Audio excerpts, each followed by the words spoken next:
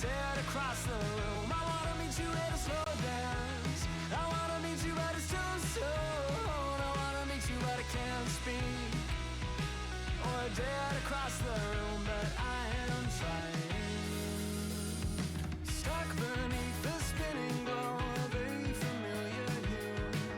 Struck by your impression like all of those next to you, but I will try to stand and make it down the hall, but in the sound, I'm barely here at all. I wanna meet you at a slow dance. I wanna meet you, but it's too soon. I wanna meet you, but I can't speak. Or dead across the room. I wanna meet you at a slow dance. I wanna meet you, but it's too soon. I wanna meet you, but I can't speak. Or dead across the room, but I am trying so hard to meet you where you are.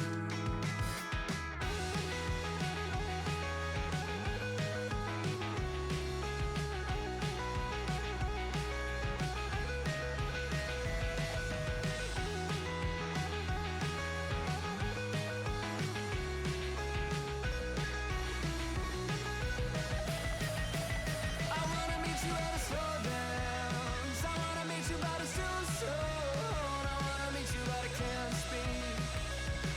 Or dead across the room. I wanna meet you at a slow dance. I wanna meet you, but it's too soon. I wanna meet you, but I can't speak. Or dead across the room, but I am trying so hard.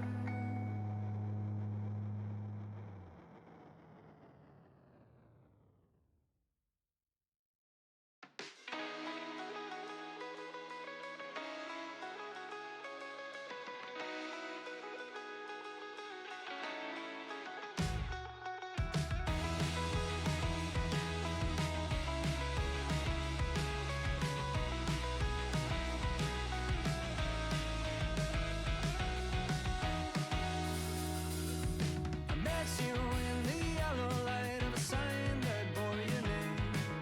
You said it was a coincidence, but one you can't explain. Said I'm not going to read more other than I should, but when you smiled, I knew I always would. I wanna meet you at a slow dance. I wanna meet you, but it's too soon. I wanna meet you, but I can't speak. Or dead across the room. I wanna meet you at a slow dance. I wanna meet you, but it's too soon. I wanna meet you, but I can't speak. Or dead across the room, but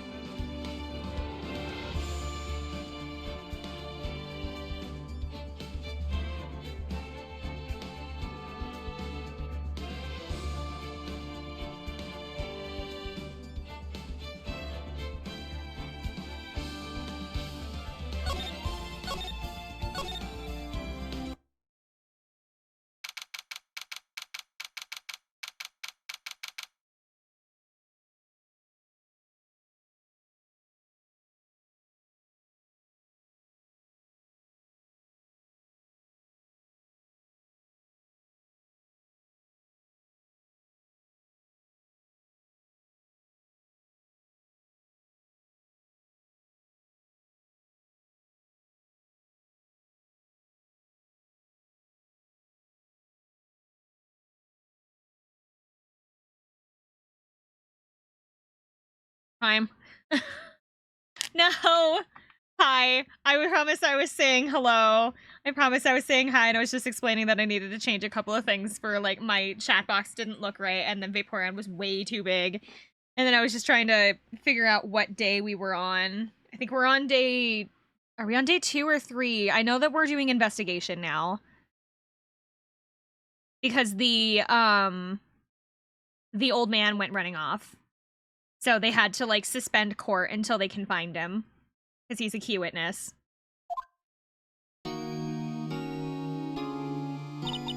So we have to investigate more while they're looking for the old man that ran away. I need to... I still have more of these? I just found a snack. I thought this was garbage. I did not realize this was full. Yes! I found one more of my jelly drinks. Yes! Okay, anyway, sorry. Totally sidetracked there. People can go away when they like. But, okay. So that's kind of where we were. Was that we determined that Edgeworth could not have fired the gun, and our key witness, that is kind of like the linchpin in this case, has run away. This isn't summer. It ain't summer, it's the sun. Oh, speaking of... Here we go. Supposed to... I want to have my veil on right now. Summer's cooking. Okay. I'm gonna pull my mic a little bit closer to me so that I don't have to, like, lean. Because, like, my back kind of hurts today. So I don't want to, like, be scrunched up leaning forward like I usually am because I'm a monster. So I kind of want to lean back today. Present the badge to Maya. Remember that you forgot. Did you forget that I am an attorney, Maya? Allow me to remind you. Like the new model. Thank you! It has a whole bunch of fun stuff. I can make a whole bunch of new expressions, and I have my little hat that can change to my veil, or I can just choose to straight up not have it at all. See?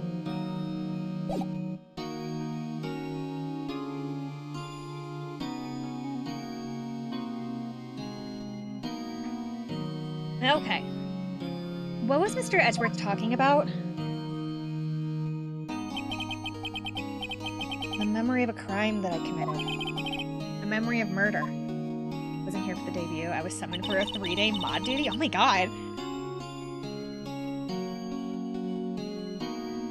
Okay, I don't think... There were, like, quite a few people that weren't here for the actual, like, debut. So there have been just kind of people, like, trickling in, seeing the new model, going, oh my god, it looks so different! Do you think Mr. Edgeworth killed him? I don't believe it. Not Edgeworth.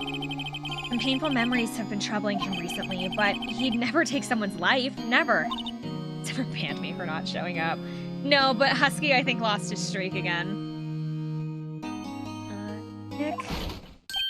Yo! How's everyone doing? What do you think of my performance today? I had him swooning in the aisles, huh, Maya? Swooning? Me? Oh, yeah, I do remember feeling faint. Right on. Tell me the truth. It was like love at first sight, right? Right, Nick? Me? Well, maybe my heart skipped a beat or two.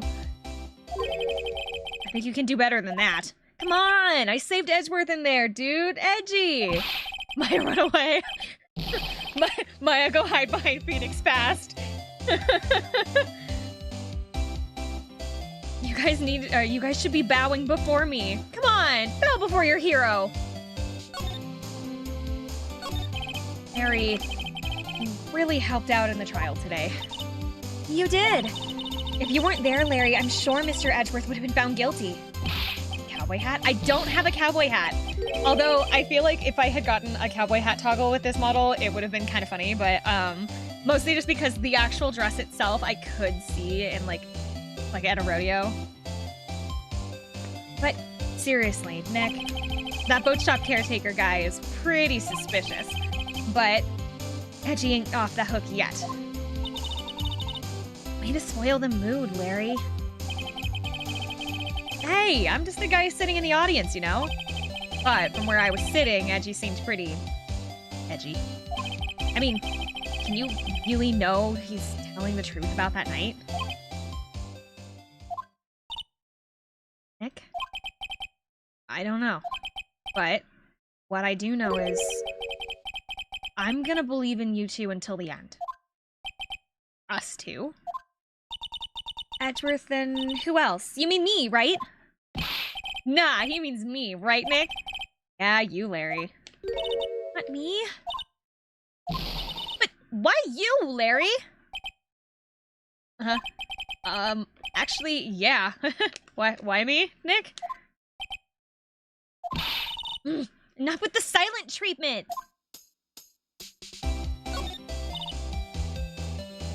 Maya believes in the power of family. Nick, why do you trust Mr. Edgeworth so much? I mean, he's changed recently, true, but when we first met him, he was kind of a jerk, don't you think? You didn't know him back then. Back when he wanted to become a defense attorney? Wait, was that when you two were classmates? Yeah, in grade school. They saved me. Miles and Larry. They saved me and I'll never forget it. That's why I became a defense attorney, you know? What? Hey, Larry, what is he talking about? Sorry, I kind of forgot. Hey, Nick, out with it. I'm going to hear this story today and that it's final. Hey, okay. Kind of a long story, so hang in there. At the very end of 3rd grade, and I was on trial. Class trial. A class trial? You remember, Larry? Spring, end of 3rd grade? A kid in our class got his lunch money stolen. Lunch money? Our school was really small. Every month, kids would bring an envelope with money from lunch, or money for lunch from home. Oh, I see. Anyway, this kid's envelope disappeared with about $38 still inside of it. Oh yeah, now that you mention it, I do remember that. I can see why you'd forgot, though. You were out of school that day, right? The envelope had been stolen during PE class. I was coming down with a cold, so I skipped PE that day. I was the only one in class. Oh, they thought you did it? Kids in class said that I should be put on trial. Trial? So, the next day, we held a classroom trial with me as the defendant.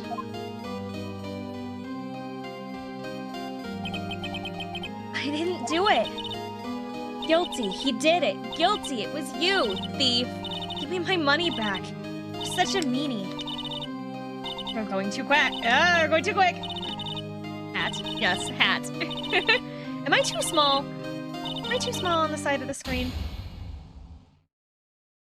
I feel like I'm too small. I feel like that's a better size. Oh, is this too small? Or is this too small? I'll go with that.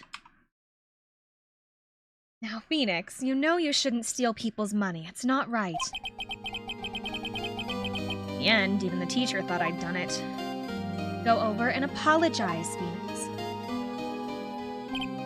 I didn't know what was happening. I was so sad that I couldn't stop crying. Everyone was staring at me like I'd done it, and I tried to apologize, and I went to where the boy whose money had been stolen was sitting.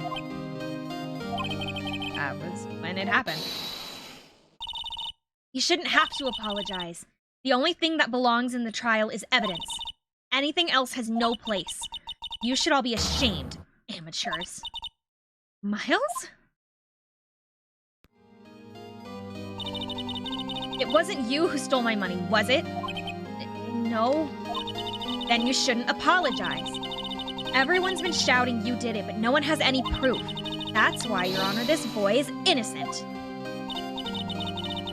But, Miles, it was your money that was stolen. You don't need proof. Make him say he's sorry. Why don't you all just shut up? always how it is. Everybody ganging up and picking on one person.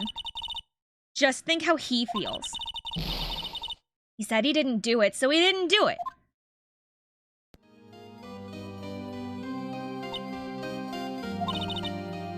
Very well. I will replace the money myself. This class trial is over.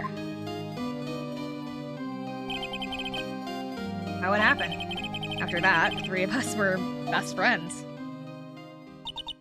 Wow, I had no idea. Yeah, I had no idea either. I mean, I forgot. That's what I learned. That's when I learned what it meant to be alone. Totally alone, without a friend in the world. Oh, you did a good thing, Larry. Yeah, well, I was just lucky that I took the day off from school. If I'd been there, they would have thought I'd done it.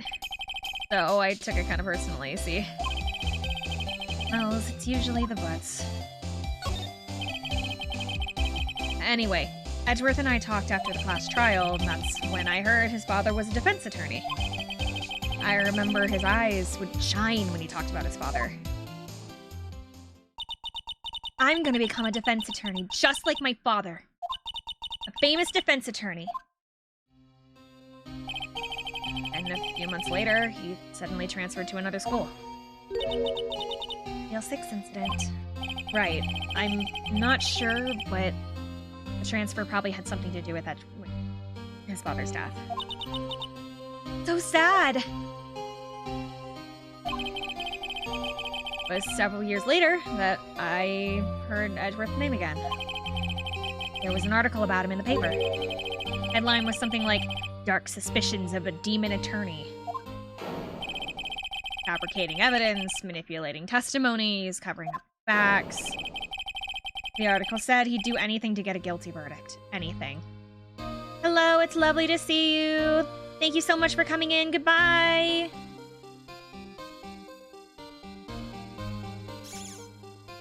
I got him. I got him.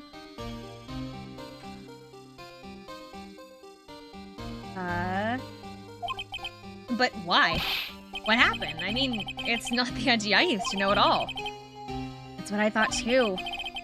I had tried to get in touch with him I don't know how many times.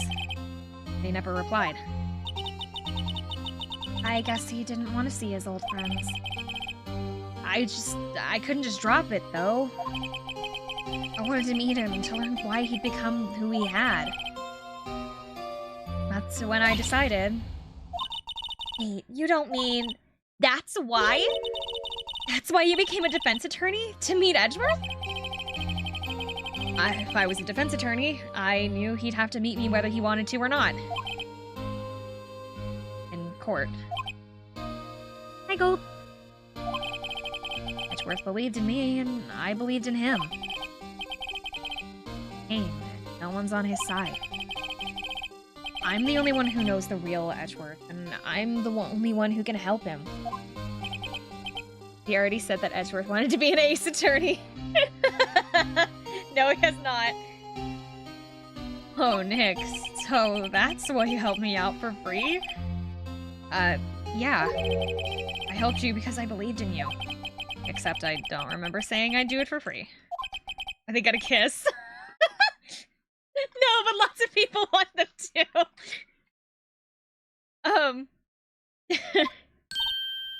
Nick, we have to save Edgeworth. That's the last thing we do, okay? Right. It may well be. First, there's that rental boat shop caretaker. We need to find out who or what he is. He wants to kiss Edgeworth. I'd settle for who? Shut up!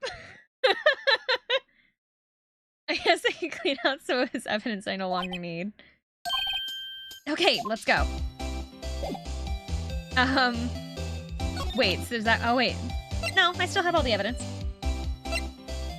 I think. Okay, so we're leaving.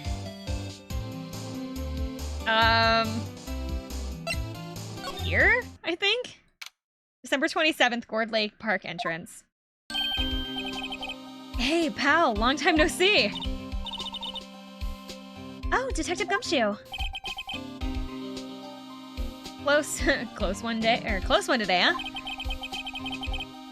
I got so worked up, I snapped my tie in half. Sorry about that. No problem, pal. Thanks to you.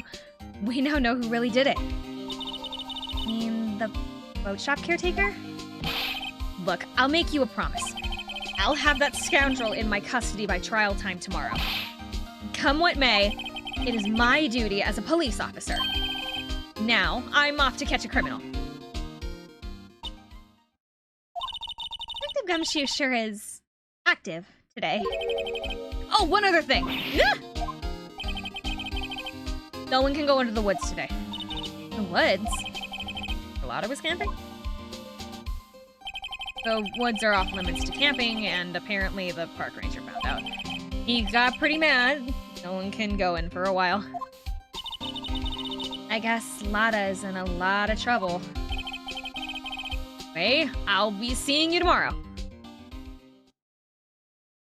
Bye, Gumshoe.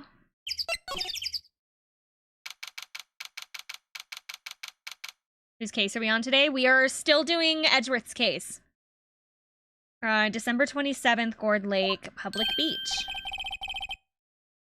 Steel eyesore is missing. Eyesore? Looks like the hot dog stand's closed, too. Guess Larry's too busy worrying about Mr. Edgeworth to show up for work. Rental shop. Dad, we're here to see you. December 27th, boat rental shop. That old caretaker got away. Yep. I never imagined he might be the real murderer. That clearing of the throat anywhere. Hello! What might you be doing here? Out for a walk, Oh, the days of my youth. Like the scent of fresh lemon, you see. Mr. Grossberg! This is no time for idle reminiscing. Mr. Edgeworth's trial ends tomorrow. That is true, yes. But from what I saw of today's trial, Edgeworth should be fine, right? Well, I'm not so sure about that. Oh, what do you mean by that? Well, I'm not sure. If you find anything out, come by my office at once. I may be able to offer some assistance. Thanks. Bye. What do you think Mr. Grossberg was doing here anyway? Who knows? Knock, knock! Dad! My god, the most lazy attorney ever. Maya, if you have problems, well, bye. He didn't even help her, even though, like, he made a promise to Mia, I think, to, like, help her if her sister ever got in trouble. And then he's just like, I'm not touching that case with a 10-foot pole. And he finger guns out at the door. December 27th, caretaker shack. He's home. Hello! Hello! Hey, it's Polly! You're where your owner's gone, Polly. Hello! Hello!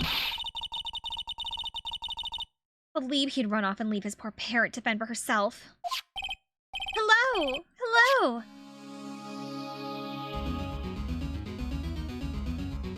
Can I examine the parrot?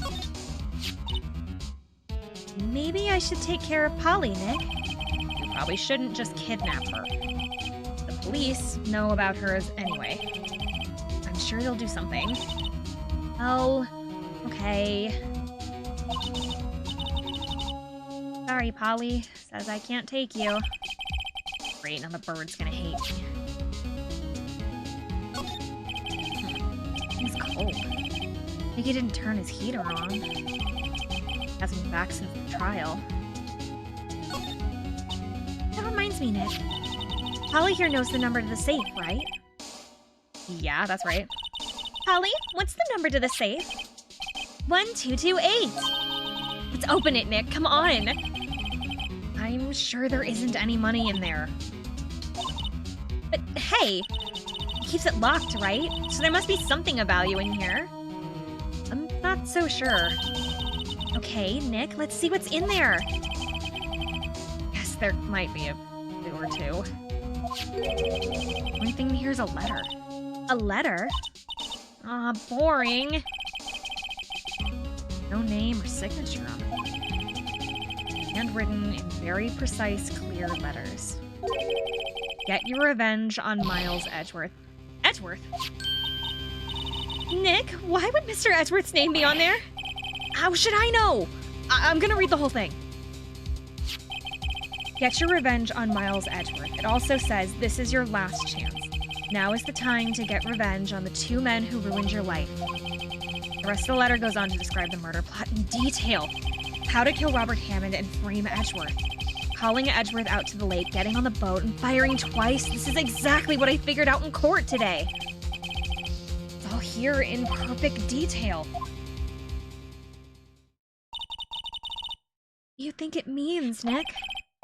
I don't know, but it looks like these are instructions for that caretaker. When he killed Robert Hammond and called Edgeworth out, he was following instructions. But who could have written that letter? What does it mean, get revenge on Miles Edgeworth? Look, I don't know, okay? But one thing's for certain. This letter is an amazing clue. Letter from the safe was added to the court record. What about your garbage? Got anything in your garbage? Ooh, I guess we do. What's wrong? Oh, nothing. Never mind. Tell me. Just what I saw on TV. I remembered. Showing the Pink Princess special this week. Oh. See? I didn't want to tell you. But I was trying to... Oh, I guess the TV and the garbage can are like the same set, are the part of the same set. That's unfortunate. That fishing pole looks expensive. Maybe we should bring it to Detective Gumshoe. Don't you think that caretaker would mind? Well, we can just leave the metal detector in exchange. Maybe we'd better not. It doesn't look like he used this kitchen much. Right. I guess the whole pasta restaurant thing is a lie. What, you thought he was telling the truth?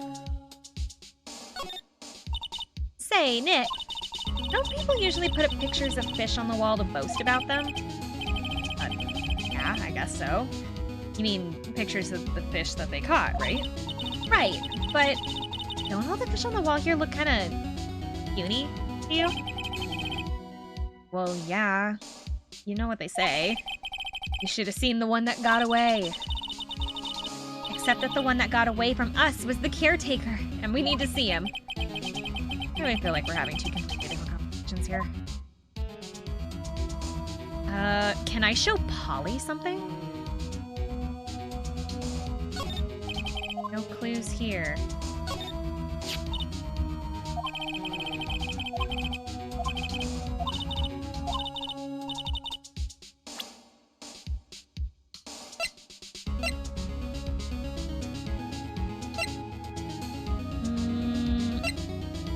What about if it... No.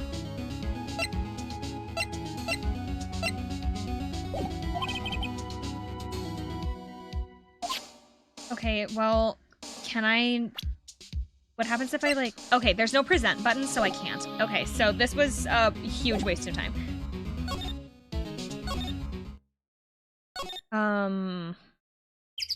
Public beach. I guess we're going to the entrance and the jail. No, wait, it said if we found something, go to the guy's office. Criminal Affairs Department. Let's go to the law office. Oh, one day left, Nick. Yeah, I know. Well, no time to waste. Let's get going. Here it is. We need to go to the office because he said to come talk to him if we found something. December 27th, Grossberg Law Office. He's out again. When does he work anyway? Now, don't be harsh. Guess we'll have to come back later. Ugh. Trying to find this man is an actual pain. Can he take back the painting? No, he doesn't get the painting back. They said it's like, he can't report it stolen or something.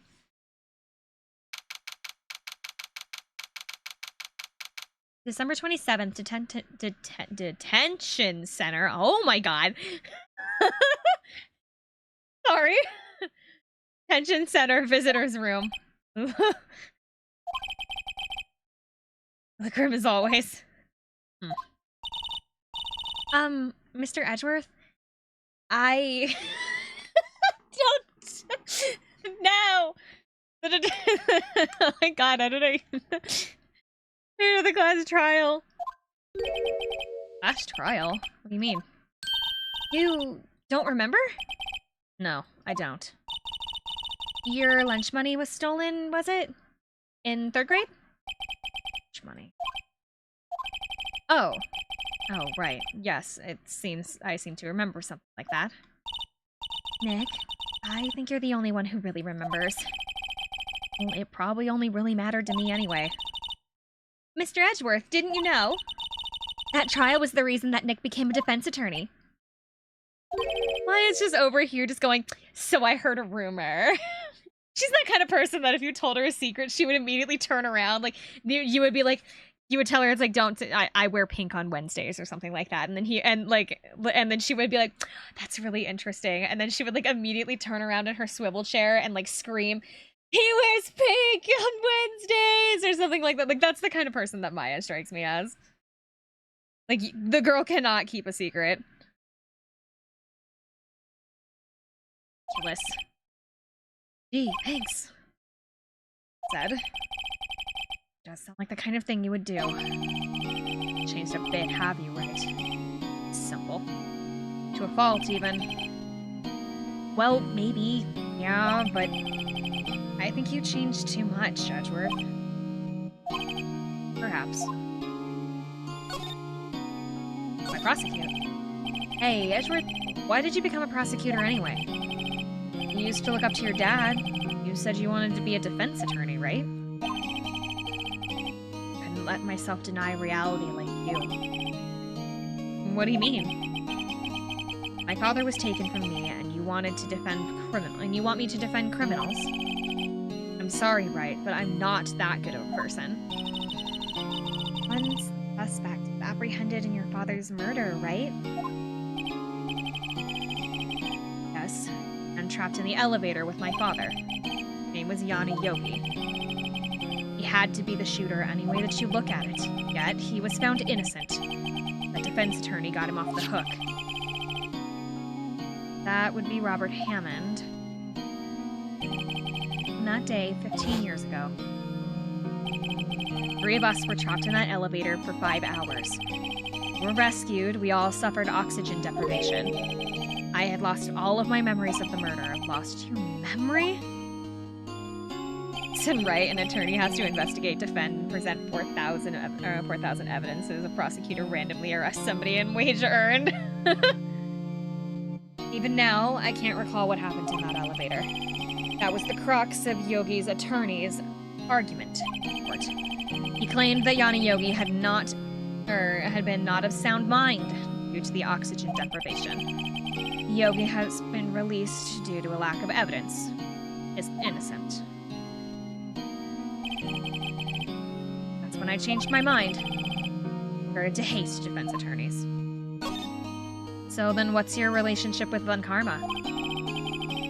He's my teacher. A man who deserves respect. I learned everything I know of courtroom techniques from him.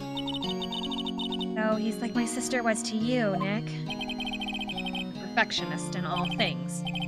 Court, in his personal life, he is obsessed with doing everything perfectly. Perfectly, huh? In all the cases that he's taken on, none were left unsolved. Not one suspect was ever declared innocent. Ever. But that's... I know. It's possible some of the suspects were indeed innocent. However, it is impossible for us to know accurately, or for us to accurately determine that in every case. All Von Karma does is his job, and to find the suspect guilty. Perfectly. In any case, it's nigh well impossible to find a weakness in him. Should a weakness appear, he would do everything in his power to make it go away. Edgeworth? What you were saying is true. You're headed for a guilty sentence tomorrow. That's right. No, now's no time to praise the enemy, Mr. Edgeworth. Strange situation I find myself in, I'll admit. I'm kidding. Okay. So can I show him the letter? Edgeworth, see this letter? This came out of the safe in the shack where the boat rental caretaker lives. I see. Revenge on me? Who is that old guy anyway? I don't know. He be an innocent defendant? You got declared guilty or something? Nice, right? But I don't remember that. I don't remember that old man. Not at all. So he was following this letter then? Which means there was someone else behind it. Now is the time to get revenge on the 2 men who ruined your life. 2 men, meaning myself and Hammond? It also says, this is your last chance. Maybe he's talking about the statute of limitations on the DL6 incident. That old man. What is it? Do you know him? Okay. Is he Yogi? Yogi? A suspect in the DL6 incident. The one who was found innocent. Tell me about Yanni Yogi. Yanni Yogi was a court bailiff at the time. We just happened to be in the elevator together 15 years ago.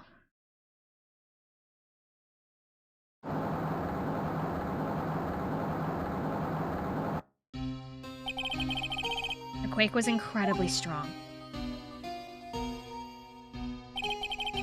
Before I knew it, everything was dark.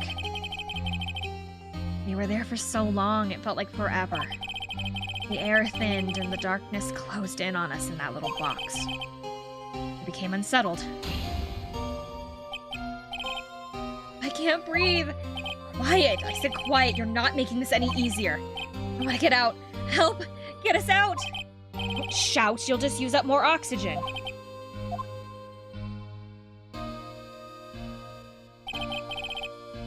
I remember. When I came to, I was in a hospital bed staring up at the ceiling. Court, Yanni Yogi's mental condition was called into question. They claimed that the oxygen deprivation and stress had caused temporary insanity. In the end, the claim passed in court. Yogi was found innocent. But isn't that strange? His letter tells him to get revenge on Edgeworth, but why would he want to take revenge on you? Right? Yeah? There's something that's been troubling me these last few days. I don't know whether or not I should tell you. Do you mean the nightmare? It's a nightmare that I've had. A memory of a crime that I committed. A crime you committed? A memory. Murder. I think the time has come to tell all. For the last 15 years, I have had the same dream almost every night. I wake up in a fearful sweat every time. What kind of dream? Dream about my father's killing. In the dark.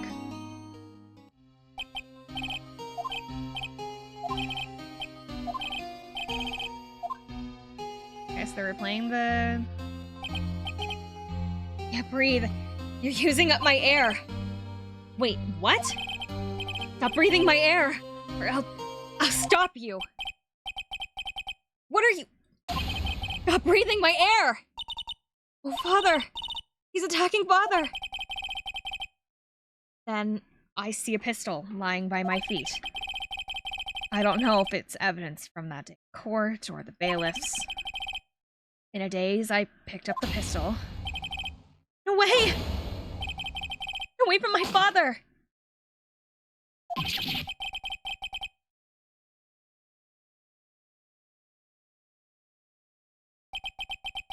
That scream, I wake. A bone-chilling scream. Scream that has rung in my ears for the past 15 years. But that's just a dream, right? Right? God is the only thing that's kept me sane for these last 15 years. What if I'm wrong? What if it's real? Say that sometimes people shut out memories in self-defense. It was I who killed my father. What? You think about it? Let her make sense. To revenge on Miles Edgeworth. Think about it. Yogi was really innocent. And that's why he wanted revenge against me. Wait, Edgeworth, you don't mean... It's me. I was the true criminal of the DL6. I shot my father. Bad. What can I do, Nick? Can we do? I don't know. There's anything that we can do. Better not. There's someone else who knows a lot about the DL6 incident. Maybe... There is, Nick! There's someone else who knows a lot about the DL6. There is, and I know who it is. Are you in your office yet? Finally! Mr. Grossberg! Oh, hello there! What's wrong? You look troubled. No kidding! I can't believe you're not! Just calm down. Tell me what happened, Mr. Edgeworth, he's... I see. So, Edgeworth dreamt that he shot his own father. It's only a dream! Only a dream! I wonder... What? If that's the case, then why do you two look so troubled, huh? Well... Also, consider this. Yogi quite certainly holds a deep grudge against Miles Edgeworth. So deep that he would want to frame him for murder. This leads me to surmise that Edgeworth's dream was not a dream. Real. As you imagined. Miles Edgeworth threw the pistol to save his father. The pistol fired, and the deed was done. Oh, I don't believe it. Yogi was suspected of murder, and his career as a bailiff was irrevocably wrecked. Thus, he sought revenge on Miles Edgeworth. This was his last case, of course, with statute of limitations so close. Okay, so...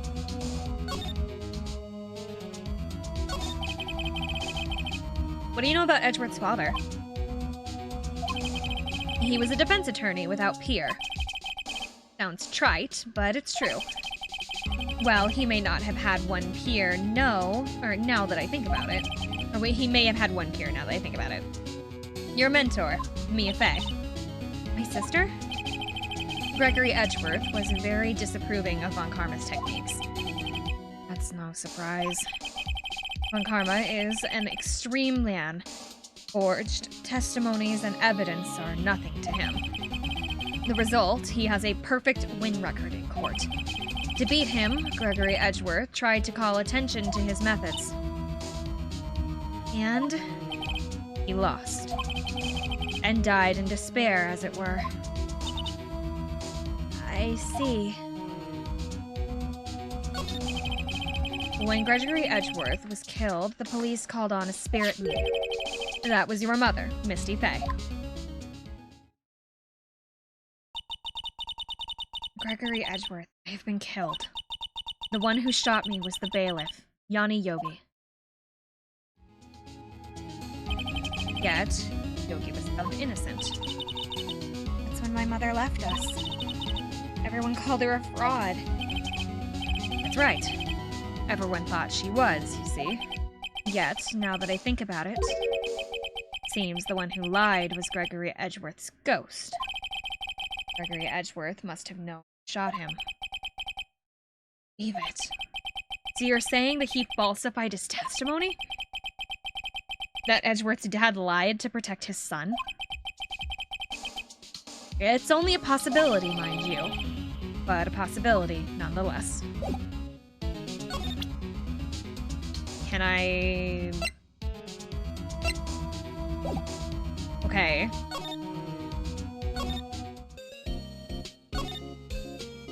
Can I go talk to him about that? No.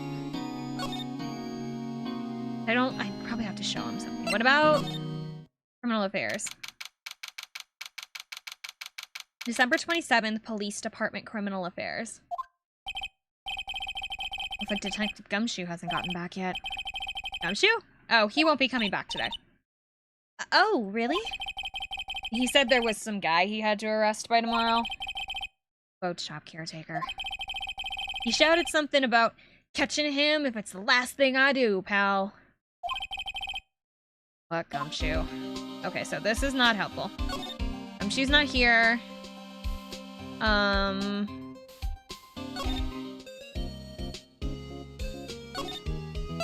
Don't have anything to talk to him about. Can I show him something? I don't really have anything to show him, though. Oh, so this is the letter. It does seem that Yogi was following this letter when he killed Hammond. But why kill Robert Hammond? Hammond was a skilled defense attorney. But he defended clients not for their sake, but for his own. His own? He never trusted his client. Not one. The one thing he trusted was his own ability. But he got his clients found innocent, so why should it matter? Actually, my dear, it's quite different. He won that innocent verdict for no one but himself. Yogi was a free man, but socially, he was ruined. You'll understand soon enough. Oh, wait. What is it? This letter. I've seen this handwriting somewhere a long time ago. Yes. Do you have any idea who wrote this? Von Karma. Could it be Manfred von Karma? Karma? Why would he have done something like this? I'm not sure. Karma. Wait! You're right, my boy. This is Von Karma's handwriting. I'm sure of it. I used to see all the time on court reports. What? But that means the one who told Mr. Yogi to kill was... Correct.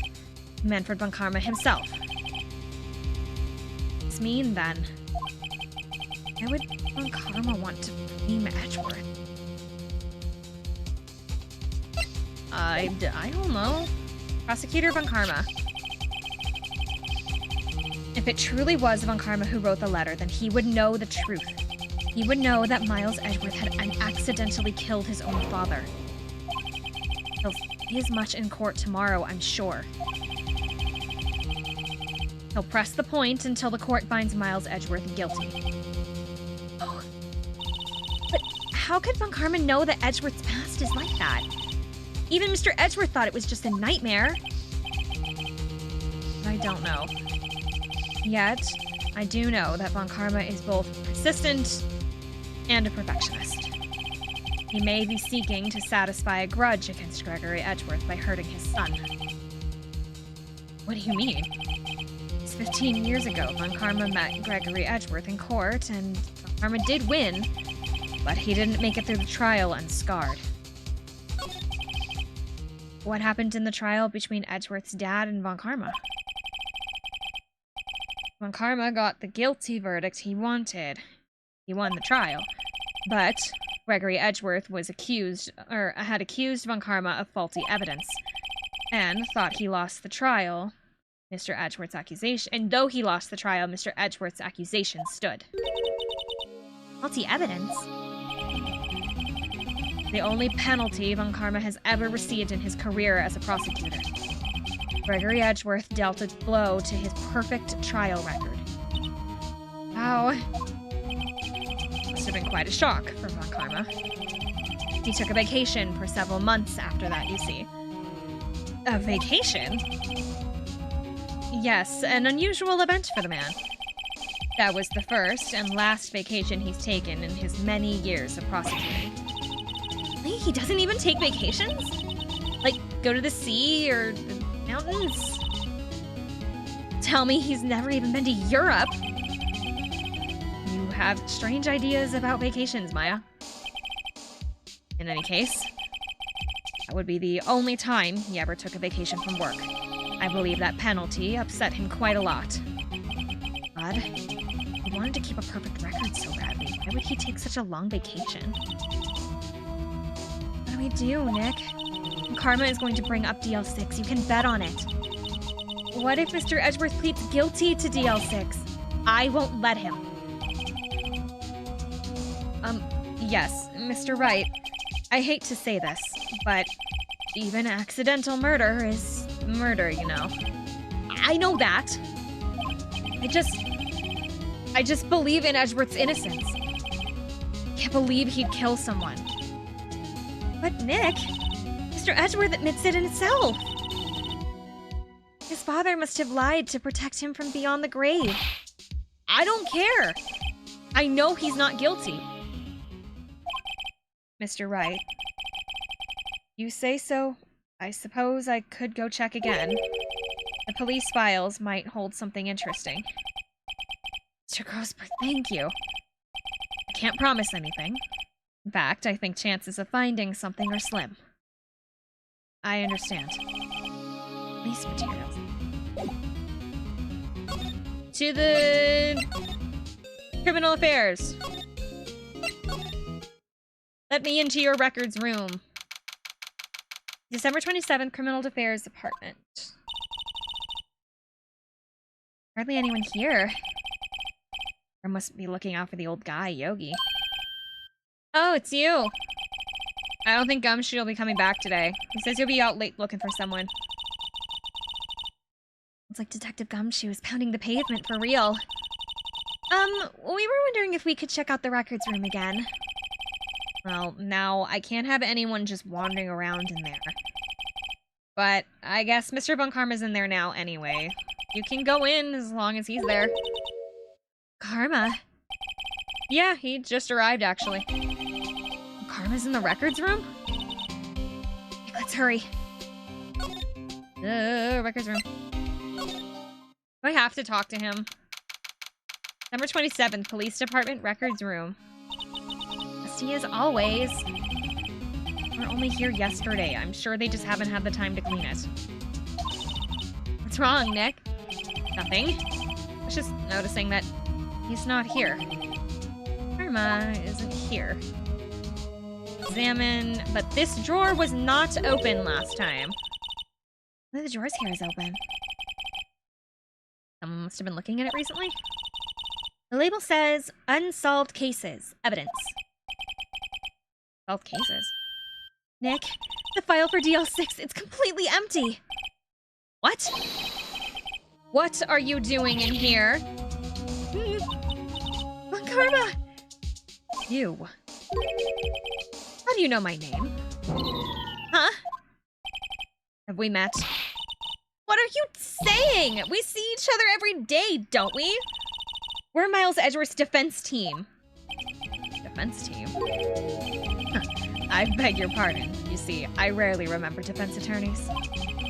They're like bugs to me. Needless things to be crushed. The guy was Edgeworth's mentor.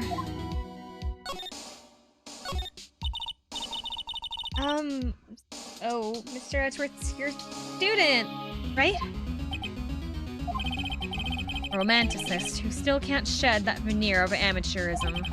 Just like his father. Always second rate. Mr. Von Karma, you had an axe to grind with Mr. Gregory Edgeworth, didn't you? Me? A grudge against a mere defense attorney? Why? Because he dealt a blow to your otherwise perfect trial record? So you did. But what I don't get is, why did you take his son under your wing afterwards? The son of your most bitter rival? That, my dear attorney, is none of your business. Tomorrow will be the last day of this trial. It's been a while since I've had a defense attorney last this long. Still, you will lose in the end. Ooh. Ah! That startled me! You scared me! But the thing is that my door can't even be knocked on anyway. It's open. It would just open. Thank you for the knocking.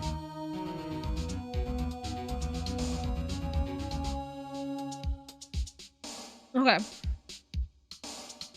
Sorry, I have like a snack. And I'm like trying to like munch on very slowly and quietly. I took too big of a bite. Please pardon me.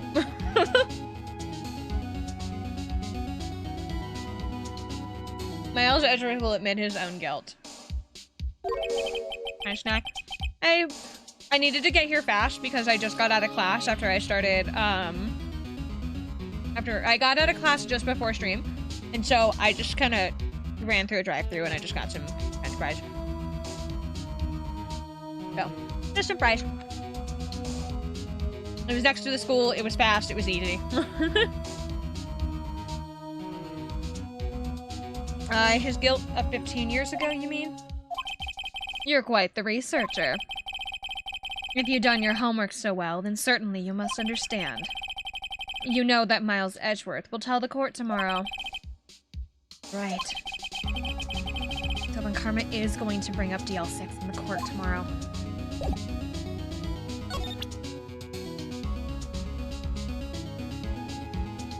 Fries with ice cream? No ice cream, but fries with ice cream is fine. Like as a snack. I do have lemonade though. I saw it go through the chat this time. You didn't scare me. That or it was just really late on the sound alert. Notice. Am I supposed to show him something? Can I show him the letter?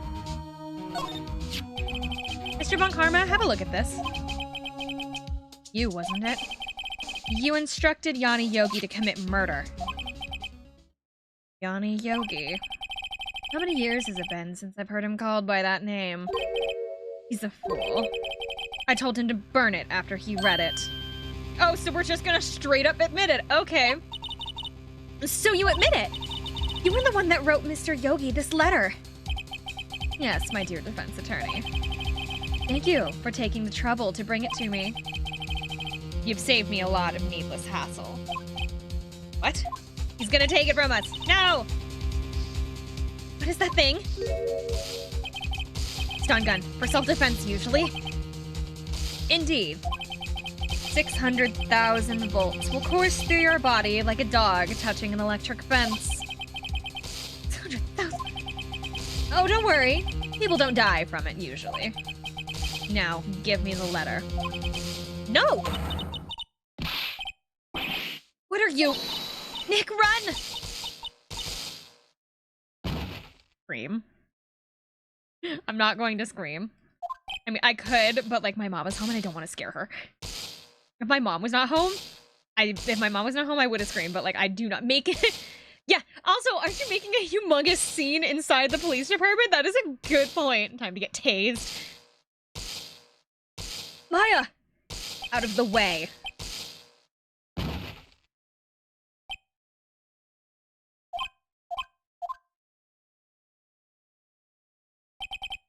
Oh, he got us. Letter's gone, of course. He took the DL6 evidence, all of it. Back to having no clues. Maya jumped first. Maya! Is she okay? Maya! Maya, open your eyes. Maya! The letter! Did he take it? Yeah. Are you okay? Stop him. I jumped so fast I jumped as fast as I could, but one shot from that thing knocked me out cold. Useless. No good as a lawyer or a medium. I can't even call myself a sister. Not even now, when we needed her most. Wish I hadn't woken up at all. Maya? Has to be something I can help her. Better do something about her self-confidence first. Maya, she's holding something. What is that? A bullet?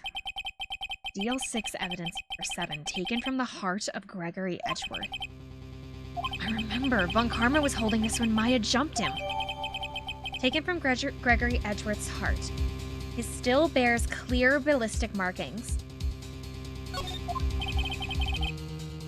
Prove it to you, Maya. You are definitely not useless. I'll prove it to you in court tomorrow.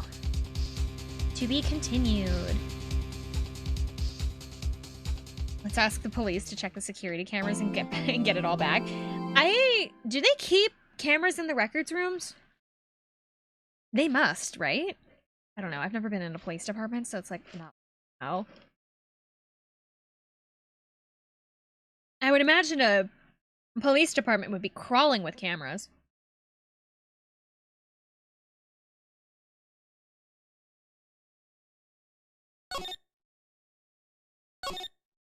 At least nowadays. I don't know about back then, though. Final day, trial. This might be a shorter stream than I meant. Unless this is going to be a really long trial segment, this might be a shorter stream than I intended. December 28th, 9:51 a.m. District Court Defendant Lobby number 2.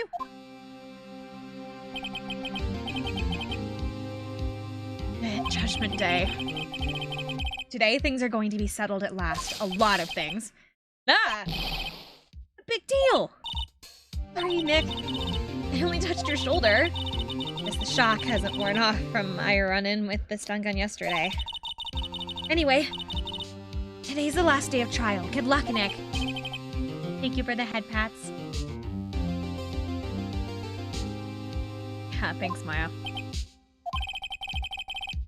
Edgeworth is looking glum as always. Karma doesn't push him too hard. Whoa! What are you doing? Sorry, I'm sorry. Thought I'd cheer you up with a pat on the back. Maya, maybe you should go outside and discharge. Right, good idea. Try not to electrocute anyone on your way out. Good, pal. What's gotten into that girl? Detective Gumshoe. Morning, Mr. Edgeworth. Morning. How did it go, Detective? Have no fear. As promised, I've captured our runaway caretaker. I just brought him in. Took all night, pal. Thanks, Detective Gumshoe. You must be tired. Actually, after that shock I got on my way in, I'm feeling pretty good. Yogi said he's forgotten even his own name. Has to be a lie. Why would he want revenge on Edgeworth if he couldn't even remember his past? He does remember, and I'm going to prove it.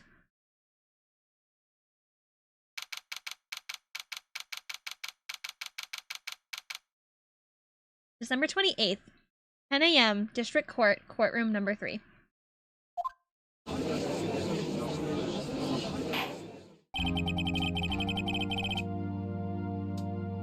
Court is now in session for the trial of Miles Edgeworth. Thank you, idiot detective. I don't care about an aggressive inside of the police department. Happy 1st of October. Happy 1st of October! It's spooky season, and I have to look for a hat. Like, so you see the hat that I'm wearing right now? I need a hat kind of like this, only I need it in bright red. Because I'm gonna be Carmen Sandiego for Halloween this year.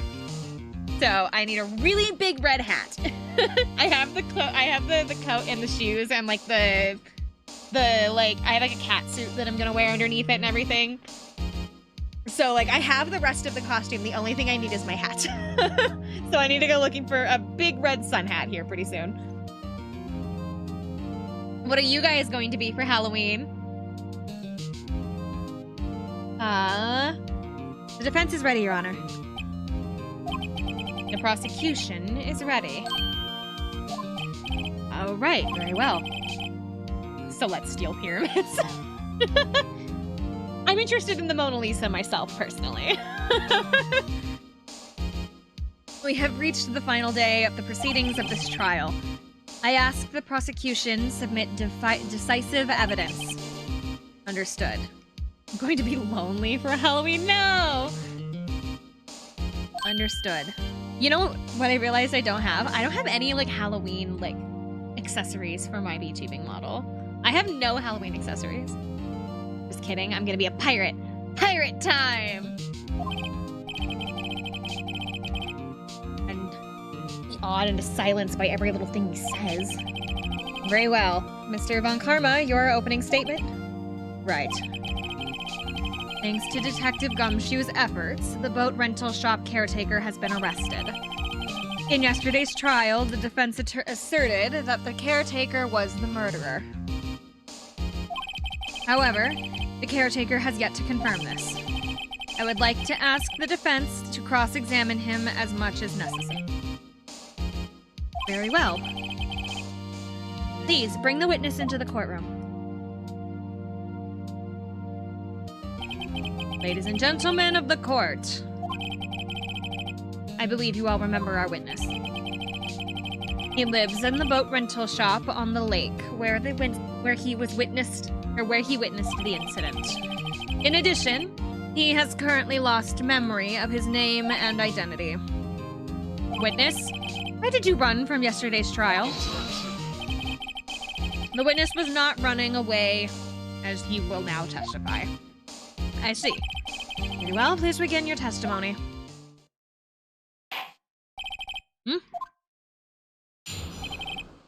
Why I left court. Witness testimony.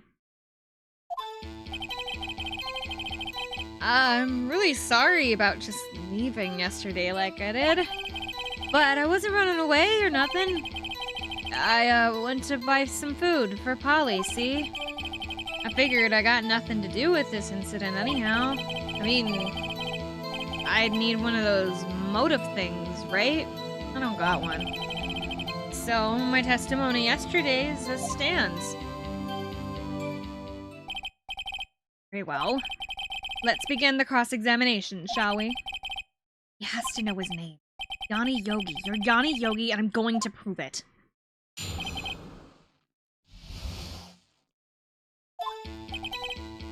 I'm really sorry for leaving. I wasn't running away. I went to buy some food for Polly. Talk to me about Polly. Food? Well, Polly is a bit of a gourmand, you see. She only eats these high-quality bird pellets from France. They only have them in a big pet shop downtown. But you weren't arrested until this morning. Why didn't you go back to the caretaker's shack? Well, I kinda got lost, you see? The witness has trouble remembering things sometimes. When the police apprehended him, he was on his way back to the shack. Yeah, right. Nice try, Von Karma. No one's gonna believe that. I see. So he was lost. Please, Your Honor, come to your senses.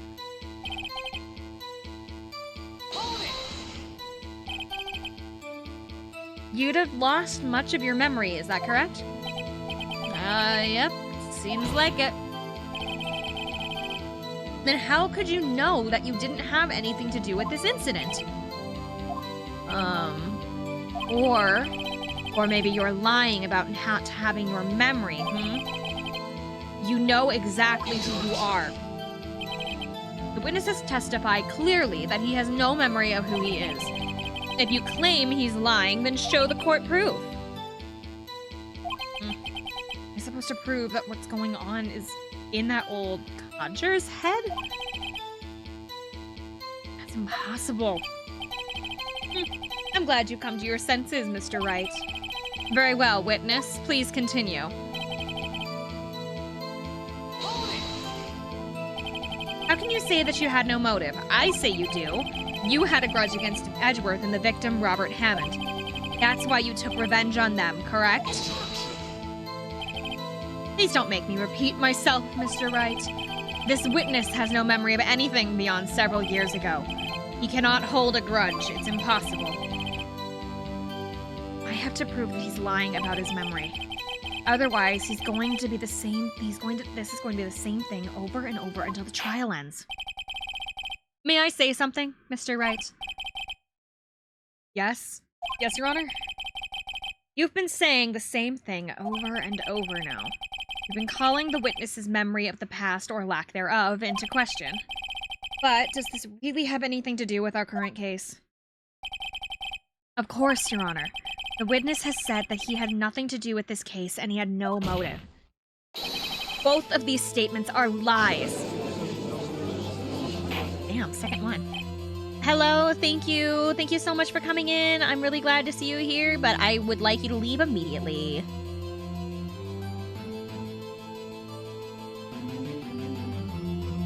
Order. Order. Mr. Wright, there is a serious problem with your claim. You just gotta be on top of it, Husky.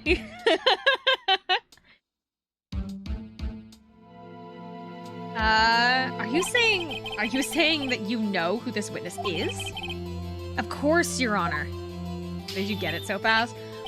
So, my screen that I actually play the games on is in front of me, right?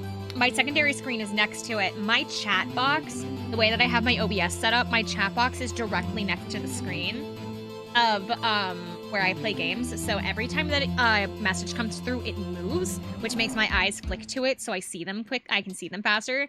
So more often than not, I will catch them immediately because I saw the chat move. Because my chat's not like it doesn't move that much very often, so I can spot a bot pretty easily. Especially because they say the same things.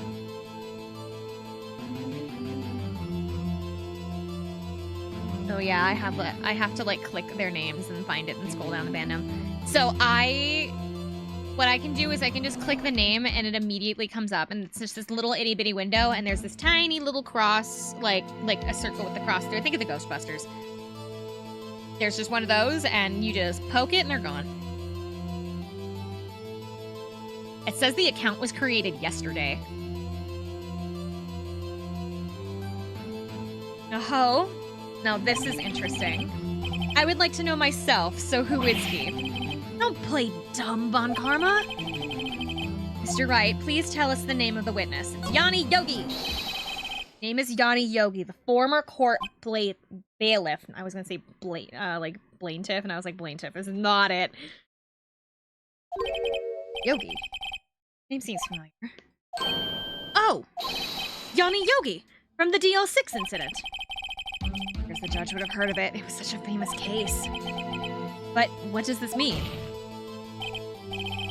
Your Honor, if this man is Mr. Yogi, then he has a clear motive. See, Husky, I'm more likely to catch bots. You're more likely to catch people. Like, people being, like, assholes, or, like, people that aren't following, like, the chat rules. You would be more likely to spot those than I would. I'm more likely to spot a bot because they always say the same thing.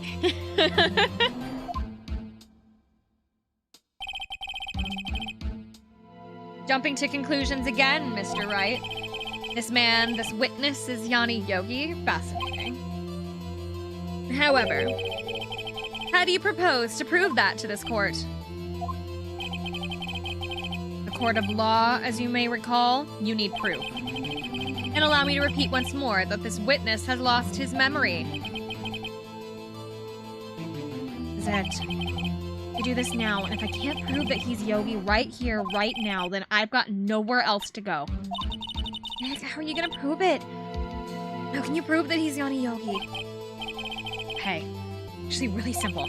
Your Honor, please take this man's fingerprints.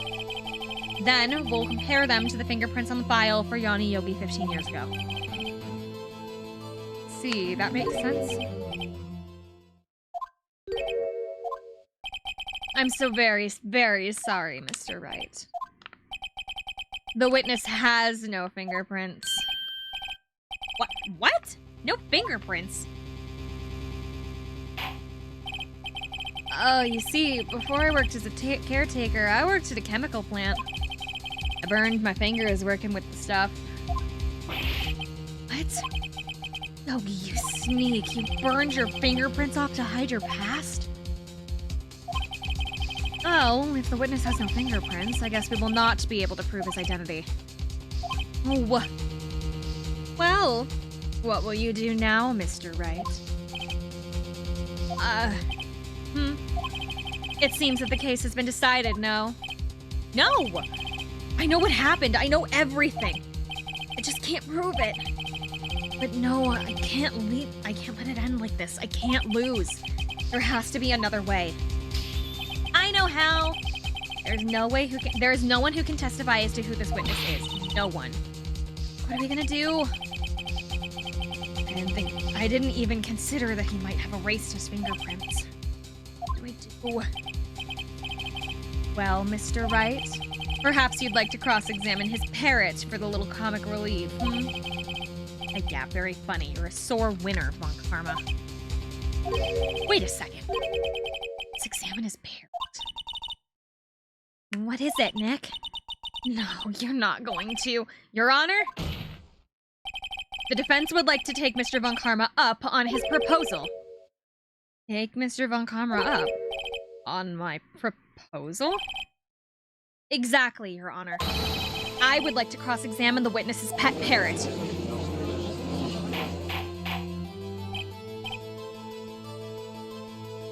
Order? Well, what do you think, Mr. Von Karma? Need you even ask? This is a farce. I object. Wait a second. You were the one who suggested I cross-examine the parrot, Von Karma. I have the right to do as you suggested. Well, if you're so desperate, then please be my guest. Of course, you should go through with this. And nothing comes of it, then I hope you're ready for the consequences. Nick, this is crazy. Well, still want to go through with your little game? Yes, I am doing it. Let the parrot take the stand. I will cross-examine her, Your Honor. This is the most ridiculous thing I have ever heard.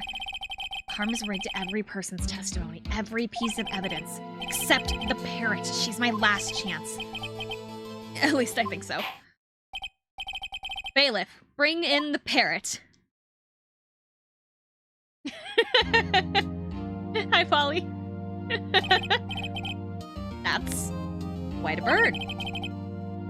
Please tell us your name. Name! It's ignoring me. Must hurt to be ignored by a parrot. Very well. Witness, who is your owner?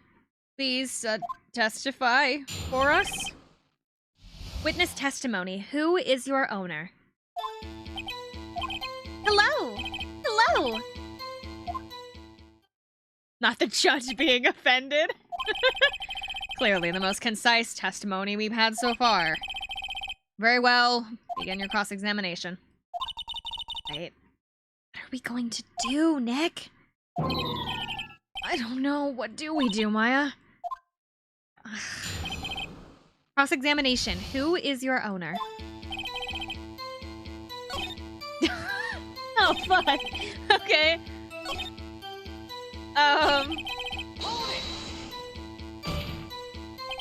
Witness, you can't just say hello and expect us to get anywhere. I want you to testify. You talk to her. Oh, right. What do I say?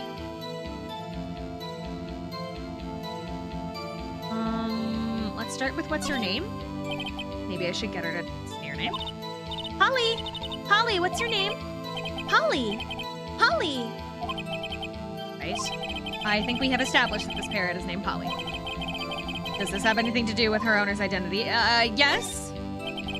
Yes, it does. Fascinating. You claim that the parrot's name will prove her owner's identity.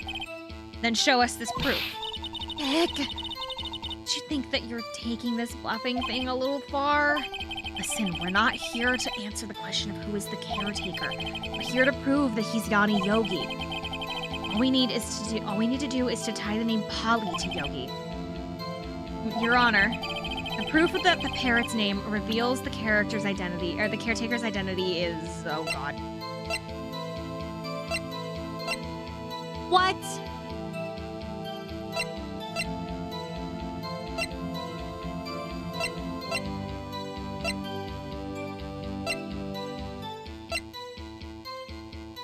Polly herself?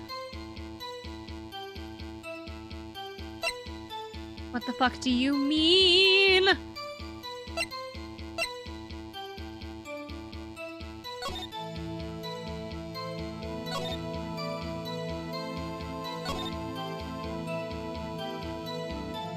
Oh! Me! The DL6 case file. That's quite a large file that you have there. Which page is this proof on, then? Show us or stop wasting our time. Very well. Mr. Wright, please show us the page where in this file the information connects the name to the parrot. It's the, suspect data, right? Case summary. Air in elevator was oxygen depleted at the time of the incident. No clues found on the scene. Victim data. Gregory Edgeworth, age 35. Defense attorney, trapped in elevator, returning from the lost trial with son. Miles Edgeworth, age 9. 1 bullet found in heart. Murder weapon was fired twice.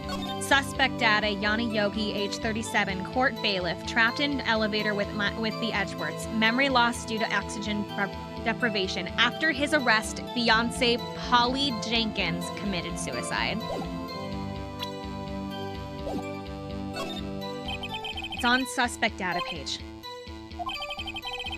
This page has all the information about Yanni Yogi. Right after he was arrested, his fiancée committed suicide. See? Indeed, it does say that, yes. That was his fiancée's name? Polly Jenkins. Polly! Exactly, Your Honor. He wanted to remember the name of this fiancé who had committed suicide. That is why he named his parrot after her. I see. That is possible. Ugh, a mere coincidence. That's all. My granddaughter has a dog called she calls Phoenix. Well, Mr. Phoenix Wright, does that make you my granddaughter's fiancé? She is only 7 years old. Indeed. Oh, actually, wait, hold on. He's a grandfather. Hold on. He's a grandpa. So that implies that he's been married and that he has children that have... Who the fuck married him? Oh my god. What woman out there would torture themselves like that? Because the thing is, it has to be a woman. Because if he has kids, I don't know, I guess you can adopt, but that would have been way too progressive for this time period. But, like... What psycho married Von Karma? And, like, what child of his? Who the fuck married you? It is. Who married him? I desperately need to know. You don't want to ask. I'm sure there's someone out there, probably. I have the worst sensation. What? I don't know. First off, who married you? Second, I know who one of his kids are, and I know that she does not have any kids. I know one of his kids, and I know she doesn't have any children. So, like, how many kids does he have? The problem is not that Von Karma has kids, but... we all wait in suspense with bated breath.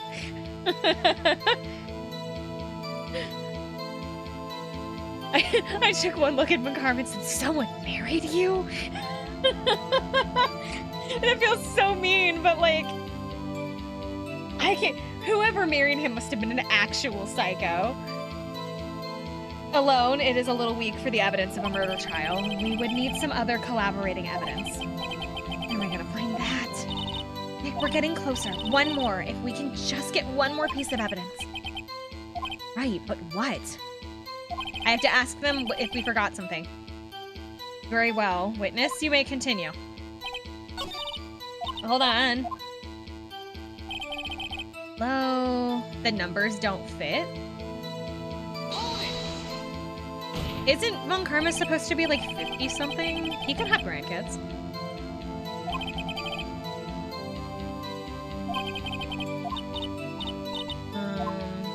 Have we forgotten something? I recall 2 days ago. Holly, have we forgotten something? Don't forget DL6. If I can get Polly to say that here, that would prove that the caretaker had something to do with DL6. I totally forgot that he said that line. Oh. Polly, have we forgotten something? Hello! You're... Forgot! Something we forgot! Hello! Hello! Working Nick, she won't say it! Ridiculous, why won't she say it?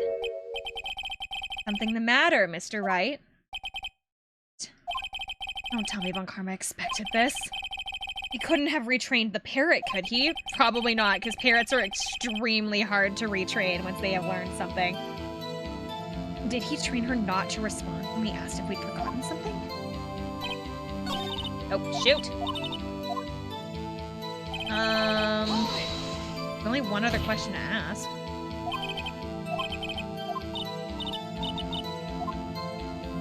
What's the safe number? Yeah, I'll get her to say the number of the safe.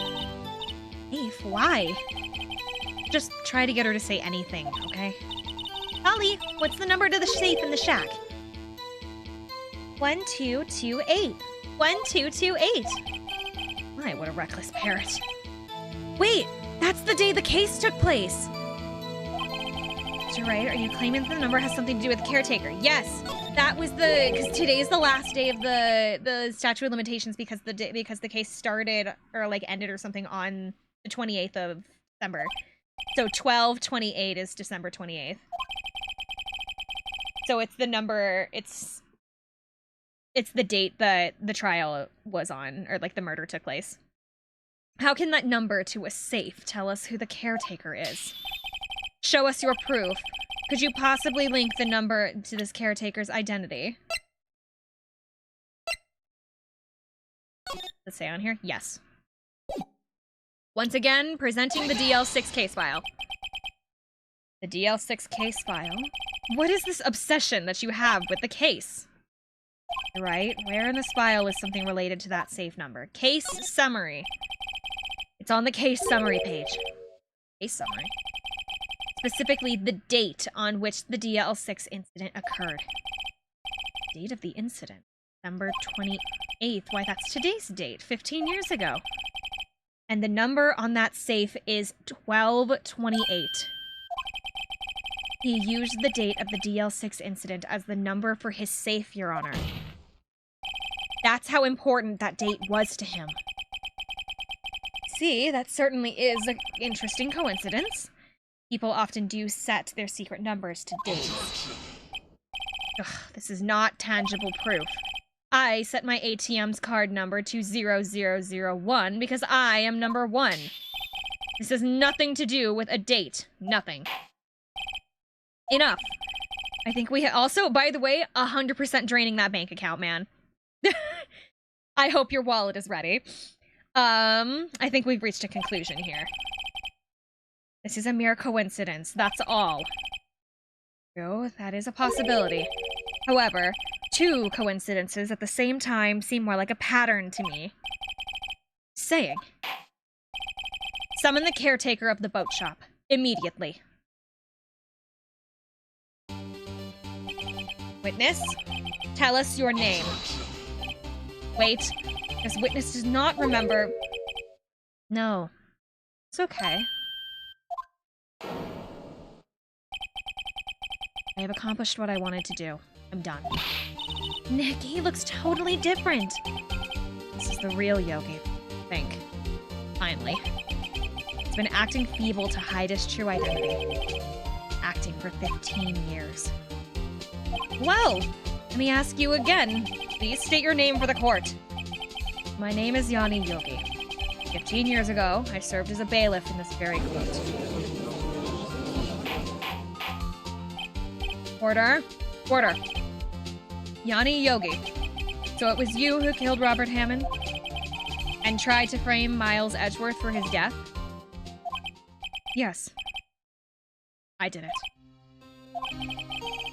They put me on the witness stand 15 years ago. Robert Hammond, he said I was mentally unsound. He told me that it would make me innocent, get me off the hook. So I pretended to have brain damage. I was innocent, really, but he didn't believe me. We won the trial, but I lost everything. I lost my job, I lost my fiancé, my social standing. This year, 15 years later, a package arrived. It was a letter and a pistol. The plan was written out in careful detail. It was a plan for me to take revenge on the people who ruined my life. Didn't care who had sent it. I thought this was my chance after 15 years. This was it. Finally, a chance to have my revenge on Robert Hammond and Miles Edgeworth. I have no regrets. Wait a moment, revenge? Against Miles Edgeworth? What do you mean? I am not at liberty to speak on that matter. Why don't you ask Mr. Edgeworth himself? Anyway, I admit it. I was the one who killed Robert Hammond.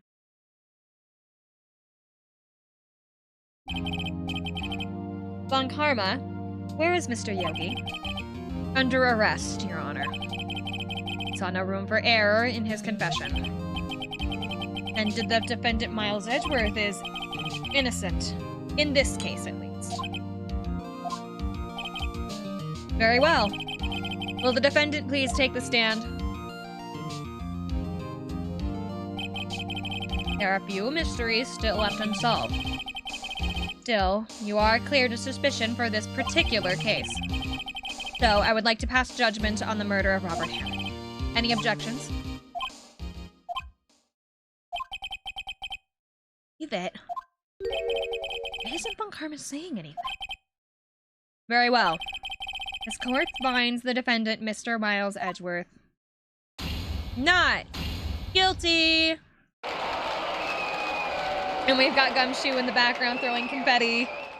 Because that's like my personal headcanon, is that he waits in the stands with a bucket of confetti for the not guilty verdict, and then he just starts throwing it. That is all. This court is adjourned. Objection! Did someone just say objection? That wasn't Von Karma. Hey, but this means... Oh. Edgeworth. Your Honor, I object to your judgment. What do you mean? I'm not innocent at all. As we have heard, Yanni Yogi killed Robert Hammond in revenge. But revenge for what? Nick! Edgeworth is trying to confess. He's gonna say he's guilty. He's gonna tell them he was the murderer in the DL6 incident. He's gonna tell them he killed his own dad. Crap, what do we do? No! Objection! The judgment has already been passed. I object to Edgeworth's outburst. Didn't something like this happen yesterday, too? I believe a certain witness raised an objection after a guilty verdict was passed. That would be Larry. We must hear this new statement. We must hear Miles Edgeworth. He's right. We have a duty to hear Mr. Edgeworth out. 15 years, I have been having a reoccurring dream. A nightmare, and it's only a nightmare. That was what I told myself. Now I know it wasn't a dream. Your Honor, Mr. Edgeworth is crazy. Court adjourned. Yanni Yogi wasn't the killer. You mean in the incident where your father died? From the distance of the shot, it wasn't a suicide either. Everything was as clear as day. The murderer, the criminal in the DL6 incident, it was me. Your Honor, I confess my guilt. I am guilty for the DL6 case, and the statute of limitation of which ends today. The culprit is me. Order. Order! This is certainly unexpected. The defendant declared innocent is confessing to a different crime. A crime for which the statute of limitation runs out today. Not sure how I should deal with this. It's obvious. We hold a trial right here, right now. We try this man for his crime of 15 years ago.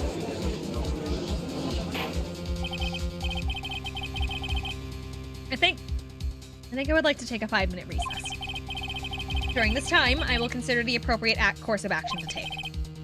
Court is adjourned. Thank you, Zero.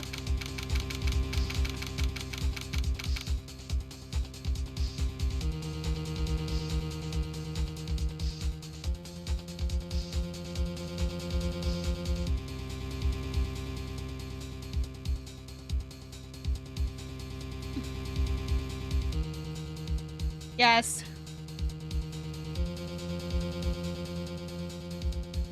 Yes, you did. Ugh.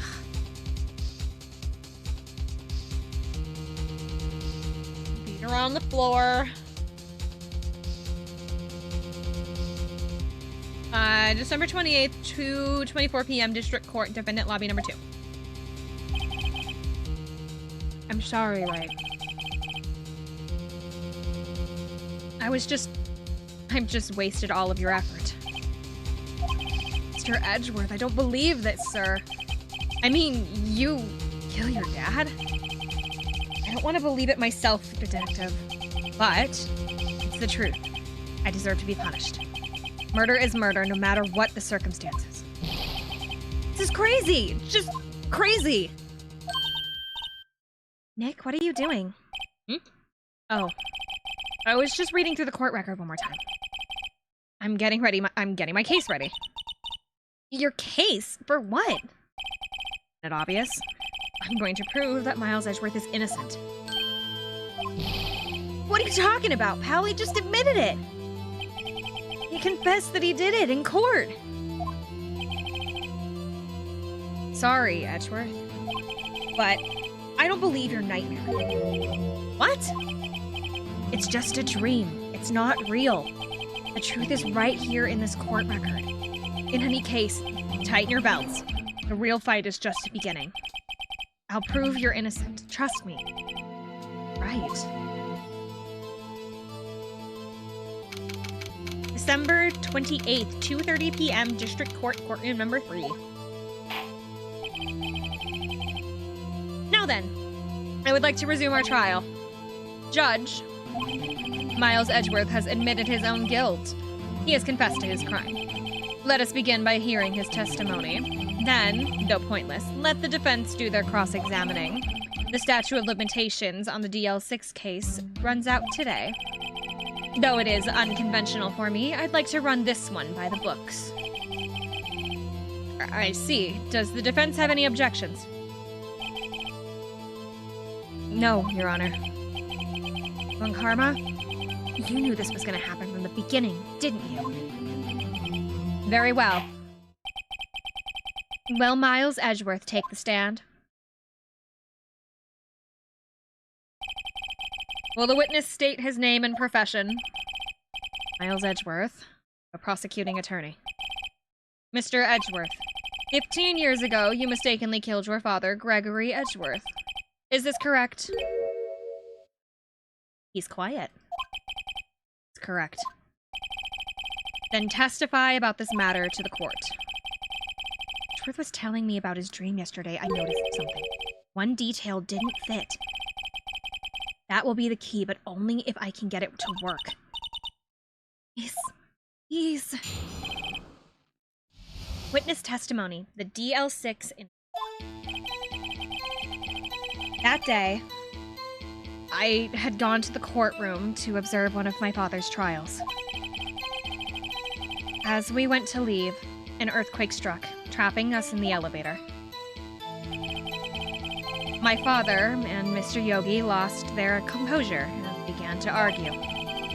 Just then, something heavy fell at my feet. I picked it up and threw it at Mr. Yogi. Wanted to stop them fighting. A moment later, there was a single gunshot and scream. It's a terrible scream. I remember it to this day. That's all. Thank you, Crease! We're almost done. This case is almost finished because, like, this is just, like, the final section. And until now, you thought this memory was a dream. We were stuck in that elevator for 5 hours. The oxygen in the elevator ran out, and I lost my memory of the incident. Ugh, the same claim Mr. Yogi has made. Very well. Mr. Wright, your cross-examination, please. Yes, Your Honor. What doesn't fit? Serving one of my father's trials. We went to leave, an earthquake struck. That's great. My father and Mr. Yogi lost their composure, began arguing. Just then, something heavy fell at my feet. I thought you said that, like, the lights were out. What was it? A pistol. I assume it was the bailiff, Yogi's. The safety must have come off when it fell from his holster. You picked it up, and what happened next? I picked it up and I threw it. Did you know it was a pistol when you threw it? I think I knew. I knew it was dangerous, but the air was getting so thick I panicked. So, you're saying that you threw a pistol at Mr. Yogi. I was in a daze. Oops, sorry.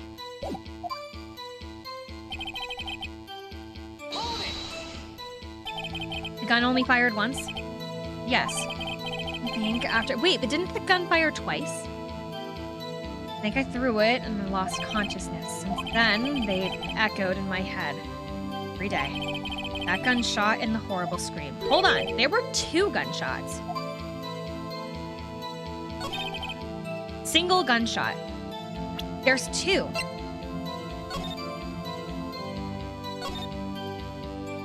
The murder weapon was fired twice. Stop. There was 2 gunshots. Are you sure you only heard 1 gunshot? Yes, I'm sure of that. I heard the shot and the scream, then everything faded. I was unconscious until the rescuers came. See. No, Your Honor. Unfortunately, you don't. Look at the file one more time.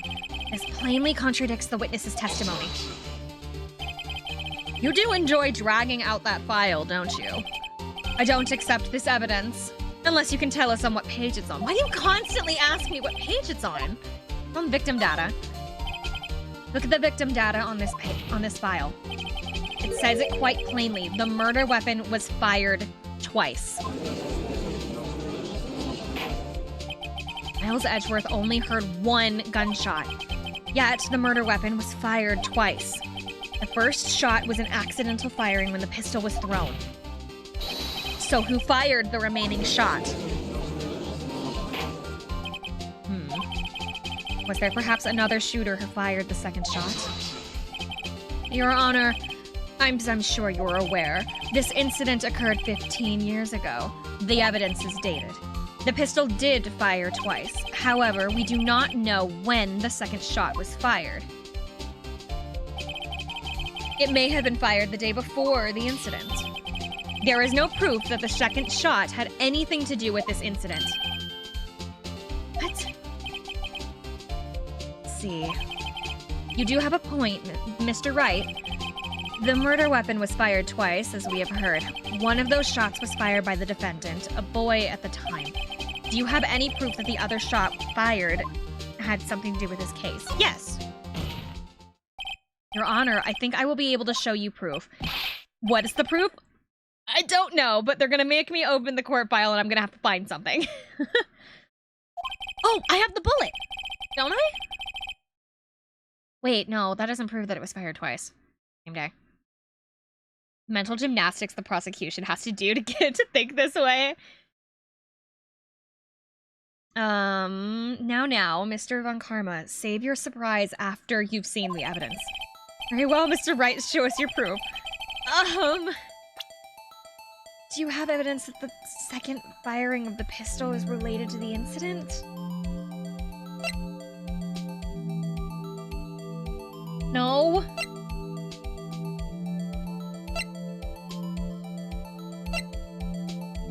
Oh, the picture! The picture!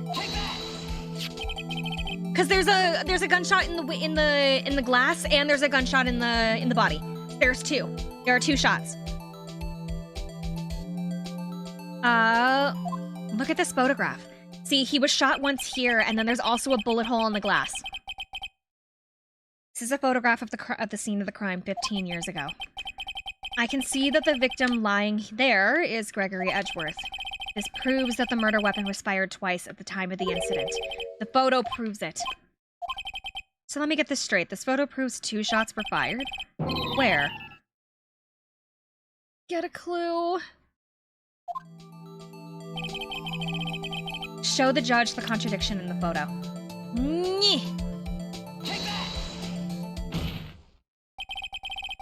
Then again, the bullet would have passed through, not at the angle that he's sitting at. With the angle that he's sitting at, assuming that he didn't, like, jerk to one side and then, like, slump to the wall, he would have been shot he would have been shot directly in front of him, and he would have just gone back into the wall and slid down. So the bullet could not, if it did pass through him, it would have hit the wall, not the glass. Oh my god. As should be obvious, the contradiction is right here. See a bullet hole in the door. Your Honor, Gregory Edgeworth was killed by a shot from a pistol. Yet there's also a bullet hole in the elevator door. We also know that the murder weapon was fired twice. Thus, someone other than Edgeworth fired that second shot.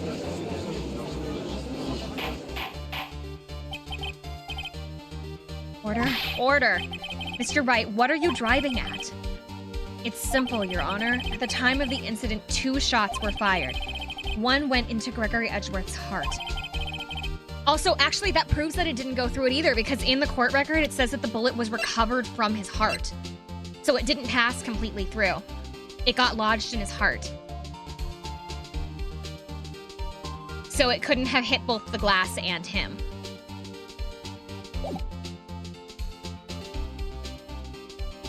So if he was facing this way and it did pass through, that is a possibility, but the bullet would not have been able to be recovered from inside the body. Summer, you might be a genius. I am not, actually. I'm really stupid.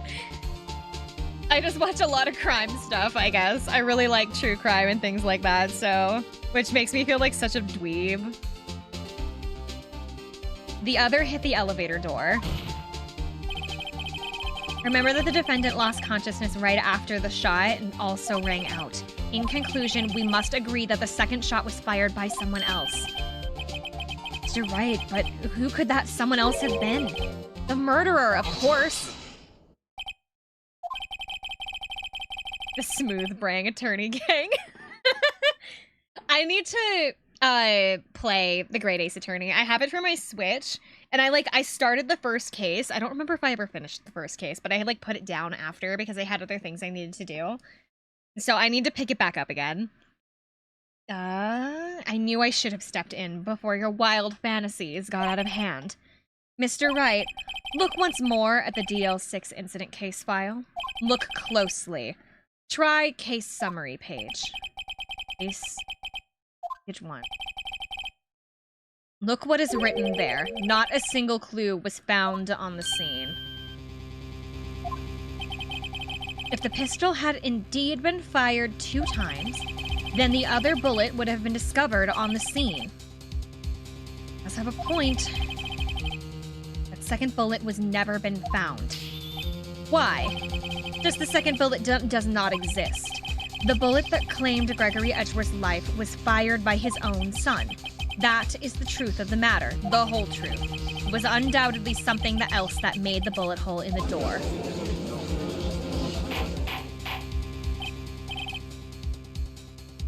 Order. I will have order. More killed normal logic route instead and embrace super weird Ace Attorney gang. Yeah. Also, Danganronpa not helping. No, it's probably not. I'm looking at this in the frame of actual crime versus anime crime where people can just jump out of windows from 33-story floors and get away from a murder scene with nobody spotting them. And then oh my god, and then there's Dual Destinies, which is its own nightmare. It's its own nightmare of things that just kind of go along with it.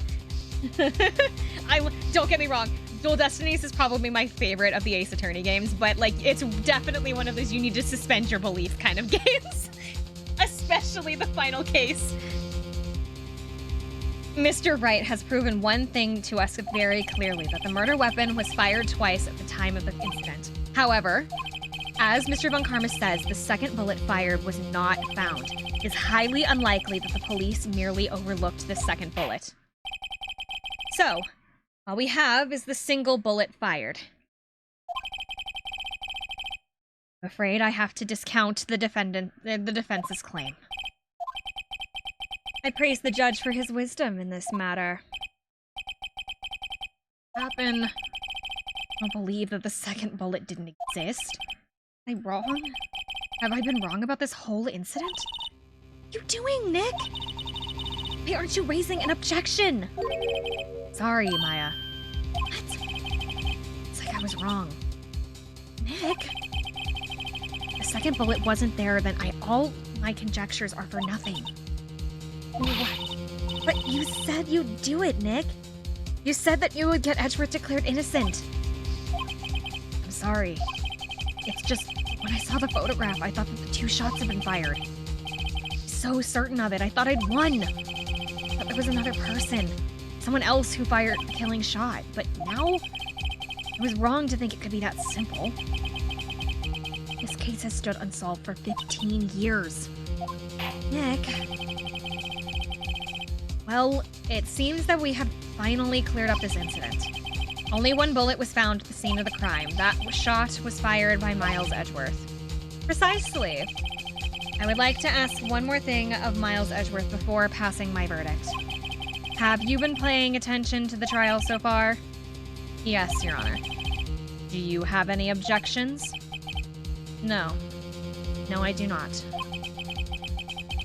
So you killed your father, though that was not your intention. Yes, I did.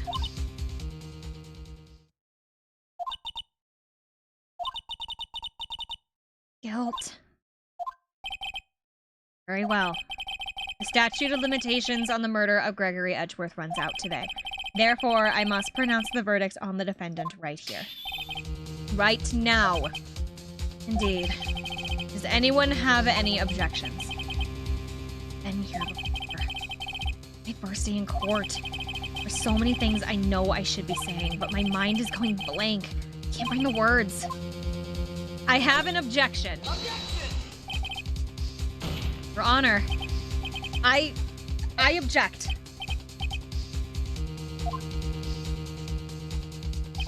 Mr. Wright, on what grounds do you object? Oh, Nick, I don't know. His case is perfect. Oh, must exist. The second bullet. What? What did you just say? Nothing? Second bullet must exist. But where? Someone took it. It seems that waiting is not going to produce us any answers from Mr. Wright. I need an Art of Summer art doing the finger wag. Whose? Because, like, Phoenix has his point. Miles has his own where he, like, points kind of down. And then Von Karma, like, the old guy, Von Karma just kind of, like, actually, like, full on just go, like, wagging the finger at him. Yeah. The second bullet. It exists. What? But we've heard the proof that it does not exist. I realize that, Your Honor. The grasping here. It's just someone took it from the scene of the crime. That's what happened. But who? The murderer. The murderer. Then tell us, just who is this murderer? I'm still thinking on that one. So the criminal took the second bullet. But why? First of all, how would they have found it? And it's not easy to find a stray bullet, Mr. Wright. There was some pressing need for the murderer to search for the bullet. The murderer had to find it, or they didn't need it. They had to find it? Of course there was a need. That's why they took it. What possible reason could they have? Well, the reason the murderer took the bullet away from the scene was the bullet would be proof. Thought the bullet would be used as proof? Proof? It was a special bullet, so they took it with them. If that was the case, then they should have taken the bullet from inside Gregory as well. Why would they have only taken one of the 2 shots fired? Oh, right. Oh, that wasn't the answer?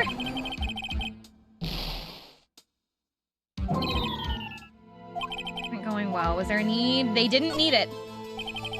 Would the murderer have spent time looking for a stray bullet? I don't know. What's wrong, Mr. Wright? The murderer had no reason to take that bullet. You don't want to admit it, but it's true. Had to take it. Had to take it. What does that mean? Thinking too normal. Crazy. Think why the bullet was taken. Think why the bullet had to be taken. Mr. Wright? Yes, Your Honor. Don't know what I'm doing.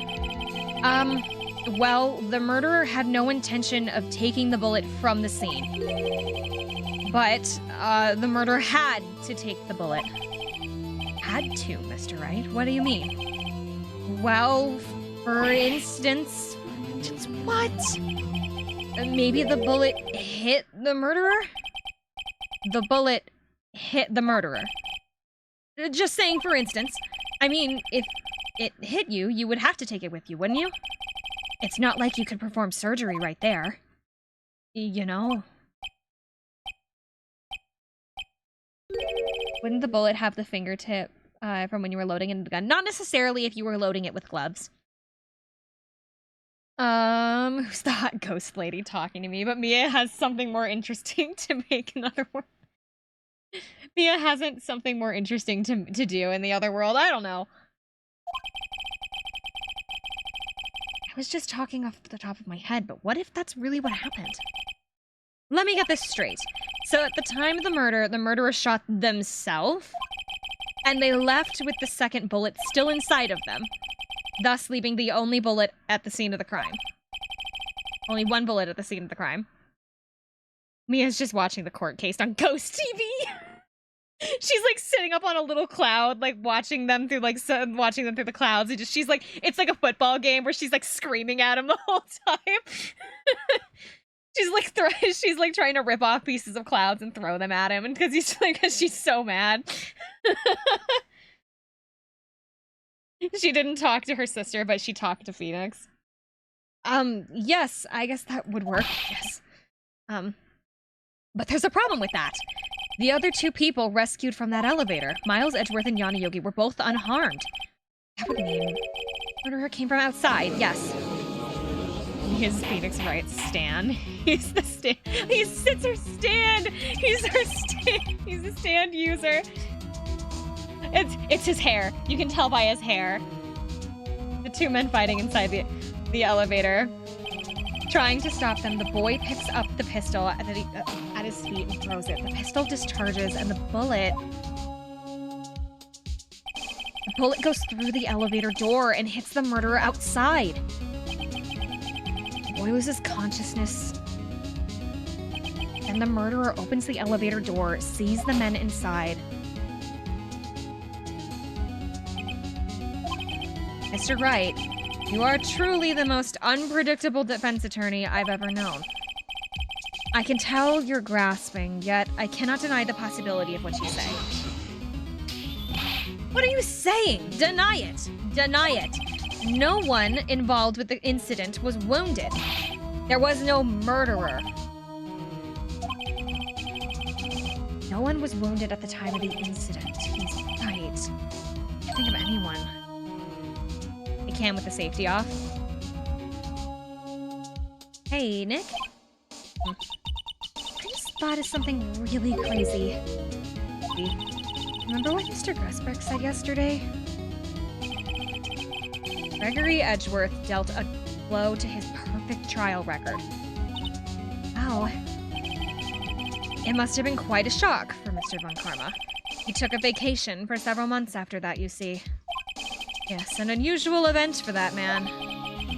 It was the first and last vacation he's taken in his many years of prosecuting. Crazy. I was crazy once. A ghost lady told me to interject. What if Von Karma didn't take that vacation because of shock? But he took it because he was injured. Which would mean... it'd only mean one thing. He was the murderer on the DL6 incident. He was the man who shot Gregory Edgeworth. It was Von Karma. Something wrong, Mr. Wright? You seem dazed. No, Your Honor. Well, you have indicated the possibility that the murderer came from outside. Can you give us the name of your suspect? Oh, should I say it now? Sure. What is a better time? Your Honor, there is a suspect and one suspect alone. Well, this is certainly interesting news. Very well, Mr. Wright. Who is your suspect? My hands are shaking. Oh, what? Von Karma. Von Karma? He fucking just gives you a stupid smile when he does that. You mean the Von Karma, the prosecutor, the one standing over there? Ugh. You don't object? I see no need. Why, honor this ridiculous outburst with my objection. Because you took a vacation for several months starting the day after the incident, yet you pride yourself on a perfect record. Why would you take such a long vacation without any reason? So you're claiming that I took a vacation to heal my injury from this incident. Fascinating. Prove it. I would have needed surgery now. Where did I go under the knife at, Mr. Wright? Bring the doctor that operated on me. Have him testify. Nick. Find out who whose doctor is. No use. Edgeworth? No, Von Karma. Perhaps too well. He's perfect. He wouldn't leave clues. He probably didn't undergo surgery. That would leave a doctor as a witness. That's perfect. So, what, Nick? Did Von Karma pull the bullet out by himself? Pain! No, he couldn't have. You can't just pull bullets out of yourself. What does that mean? The bullet has to be somewhere. Where? Take your shirt off. Mr. Wright, can you produce the evidence that proved that I was shot? Yes. All right, Von Karma, I'll prove it. I'll even use this evidence I know you like so much. The evidence that proves that Von Karma was shot is my metal detector. Von Karma is perfect. He wouldn't risk surgery, leaving an evidence trail. So then I ask, where is the bullet now? I think it's unlikely that Von Karma performed surgery on himself. You don't mean. I do. There is a possibility that the bullet is still inside Von Karma. Is it even possible after all these years? Well, there's only one way to find out. We could use this metal detector. Well, Von Karma, I'm going to run this over you and see what we find. I refuse. You refuse. But refusing this means you acknowledge that the bullet is still inside of you. Order. Order. Your Honor, the defense requests to be allowed to use the metal detector. Judge, I call for the suspension of this trial. This is an invasion of privacy. The statute of limitation runs out on this case today. It was you who said we had to end this right here, right now. Enough. I permit the use of the metal detector. Mr. Von Karma, you will submit yourself to testing. Nick, what does this mean? Oh, but we have to give it a shot.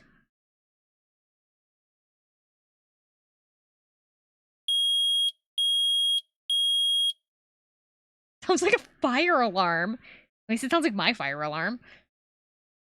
I think it's the only courtroom in the world that hasn't had a metal detector at the entrance. I'm pretty sure that there is no statute of limitations on murder. I don't think so either.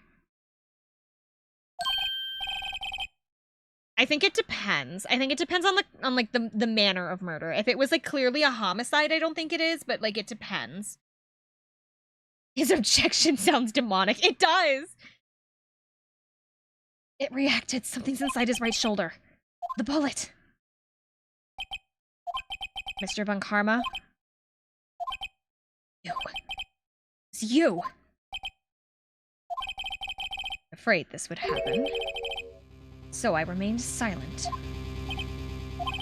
Indeed, there is a bullet in my shoulder. However, it has nothing to do with this incident. What? I was shot in the shoulder long before the DL6 incident.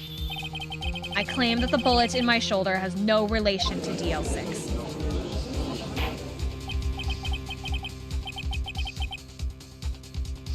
Mr. Von Karma, can you prove that? Prove? I have no obligation to prove anything. Yes, you do! It is Mr. Wright who must prove something here, not I. Mr. Wright, well, can you prove it? Can you prove that the bullet in Von Karma's shoulder is from DL6? Of course he can't. You don't have any of the DL6 evidence. He really went nuh-uh. He really did just kind of say nuh-uh to the court. You have to prove against a reasonable doubt. That's because you took out all of the records from the records room yesterday. With no proof, you cannot convict me of any crime. I'm so sorry, Mr. Wright. No, I'm the one who's sorry, Mr. Von Karma. You were close. One day away from freedom. But you see, I have proof. What? Who would have thought you would have dug your own grave trying to convict Edgeworth? I think that the bullet in your shoulder... I did not read the rest of that. Can connect you to DL6, and here is my proof. I have a single DL6 piece of evidence. That's a bullet? Where did you get that? This is the bullet used in the DL6. This was taken from the heart of the victim, Mr. Gregory Edgeworth. The bullet is preserved quite nicely, with all the ballistic markings intact. Ballistic markings. You may recall the term. It came up in the first trial 2 days ago. Ballistic markings are the fingerprints of a weapon. All bullets fired from a gun are marked with that weapon's pattern. By examining the markings, you can tell which weapon fired the bullet. It's quite accurate.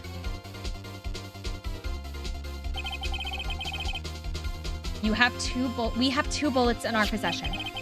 One bullet removed from Gregory Edgeworth's heart, and the other, Mr. Von Karma, is the bullet buried in your shoulder. We could analyze both bullets. Then, if the markings matched... Why is the music a jam?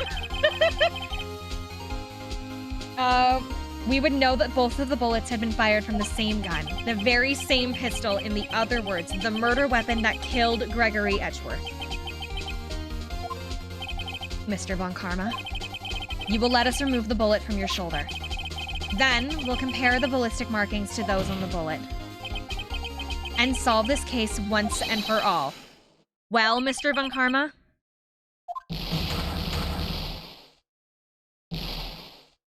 A serious court trial of me in the background dancing. Scream. Heard that scream before. Wait, I know. I can't breathe. Quiet. I said quiet. You're not making this any easier. Stop breathing my air. I'll stop you. Stop breathing my air. Hey. Get away from my father.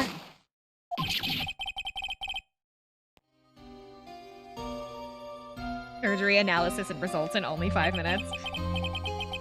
Shot through the chest and you're to blame. You give lawyers a bad name.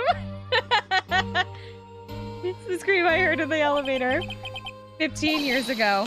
Von Karma, it was you who screamed. Mr. Von Karma. Edgeworth. Only you would dare defy me. So it was you. father on my curse. You and your father shamed me with the penalty on my record. Don't play that right now. Don't play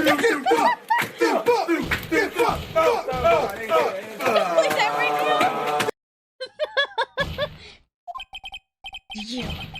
You left a scar on my shoulder that would never fade. Bury you. I'll bury you with my bare hands.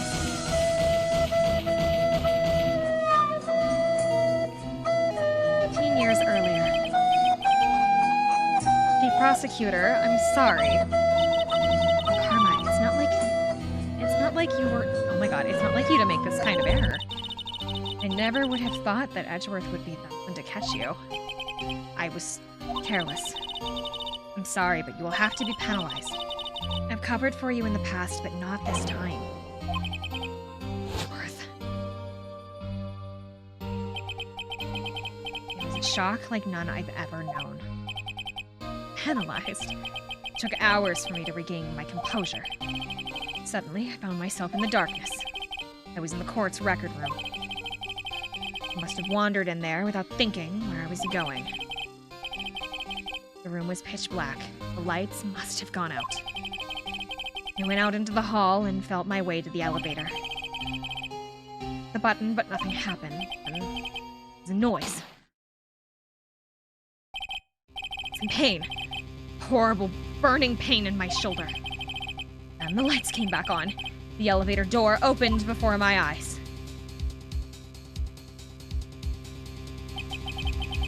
All three people inside, conscious from oxygen deprivation. Much to my surprise, a pistol lay at my feet. I knew then my destiny.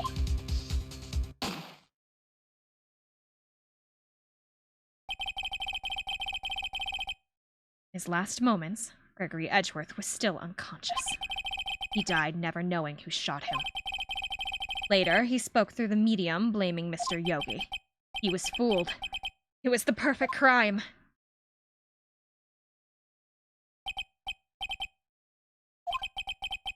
Would have thought another man would have come to open that elevator door. Judge. What? What are you doing? Do your job. Bring an end to this miserable charade. Now, end it. Very well. Have you played Edgeworth Investigations? There is for what he was penalized. Really? I haven't played Investigations yet, no, but I did I actually own it like a month before, not even a month actually, like I think either just after the game came out or like a week, like sometime buffer room, somebody traded in a copy of the DS edition to my local game store, and so I bought that. And then I found Edgeworth Investigations, the remake for the Switch, a couple of weeks later at a different game store. So I own both versions, but I haven't played either one because that was like literally about a month ago at this point. Maybe not a month. Maybe that's too long. A month too long? No, it would have been like 2 weeks. I got the Switch version like maybe 2 or 3 weeks ago. It appears that we have come to the very long way to the end of this meeting. 15 years later, Mr. Miles Edgeworth. Yes, Your Honor. You were innocent. You are innocent. As you said, it was all a nightmare. Yes, Your Honor. Yeah, now also the second one is not Japan exclusive anymore. I think, isn't the remake have 1 and 2 in it? This court finds the defendant, Mr. Miles Edgeworth, played the first time with a fan. Now we are not guilty.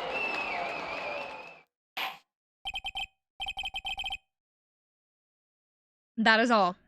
This court is adjourned.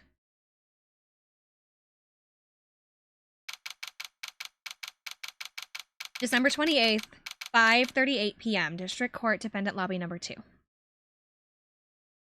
What about Vaughn? Don't like them? You don't like, I still not use the official names. I don't like them. Do they technically have official names? I thought it was just investigations, like Miles Edgeworth Investigations or something. I didn't realize they had official names. Defendant Lobby number 2. Nick, we did it! Did you see his face? Von Karma looked even paler than usual. He's pretending to be all cool, but inside you crushed him, Nick. Crushed! The official names for the second chapter? Huh. I don't know what you're talking about, then. I gotta say, I'm impressed. It was pretty close, though. I was sure we had it. No, I was on the verge of tears the whole time myself. But now it's all just a good memory. Oh. Finally over, Edgeworth. Right? Yeah? I'm not sure what to say about this. Oh, I know. Try thank you. I see. Thank you, right. You're welcome. I think you could have done it better than that. Sorry. I'm not good at this sort of thing. You've got a lot to learn, Edgeworth. Got you there. Woo! Amazing, pal. You pulled through like I thought you would. I'll never forget this. I owe you one, pal. And tonight, let's party. Dinner's on me. Yeah, my salary went down a bit this month, but who cares? Hey, Mr. Edgeworth, you should take a lesson from Detective Gumshoe. That's how you say thank you. Are you not even going to acknowledge the fact that he bailed you out of jail the other day? I think that's thank you enough. Ooh. I feel foolish.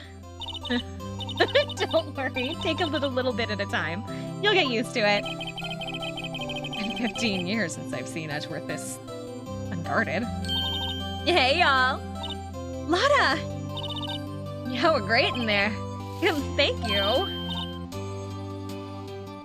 Yo, Edgeworth! Congratulations. Thank y'all very much. I knew you were innocent from the start, of course.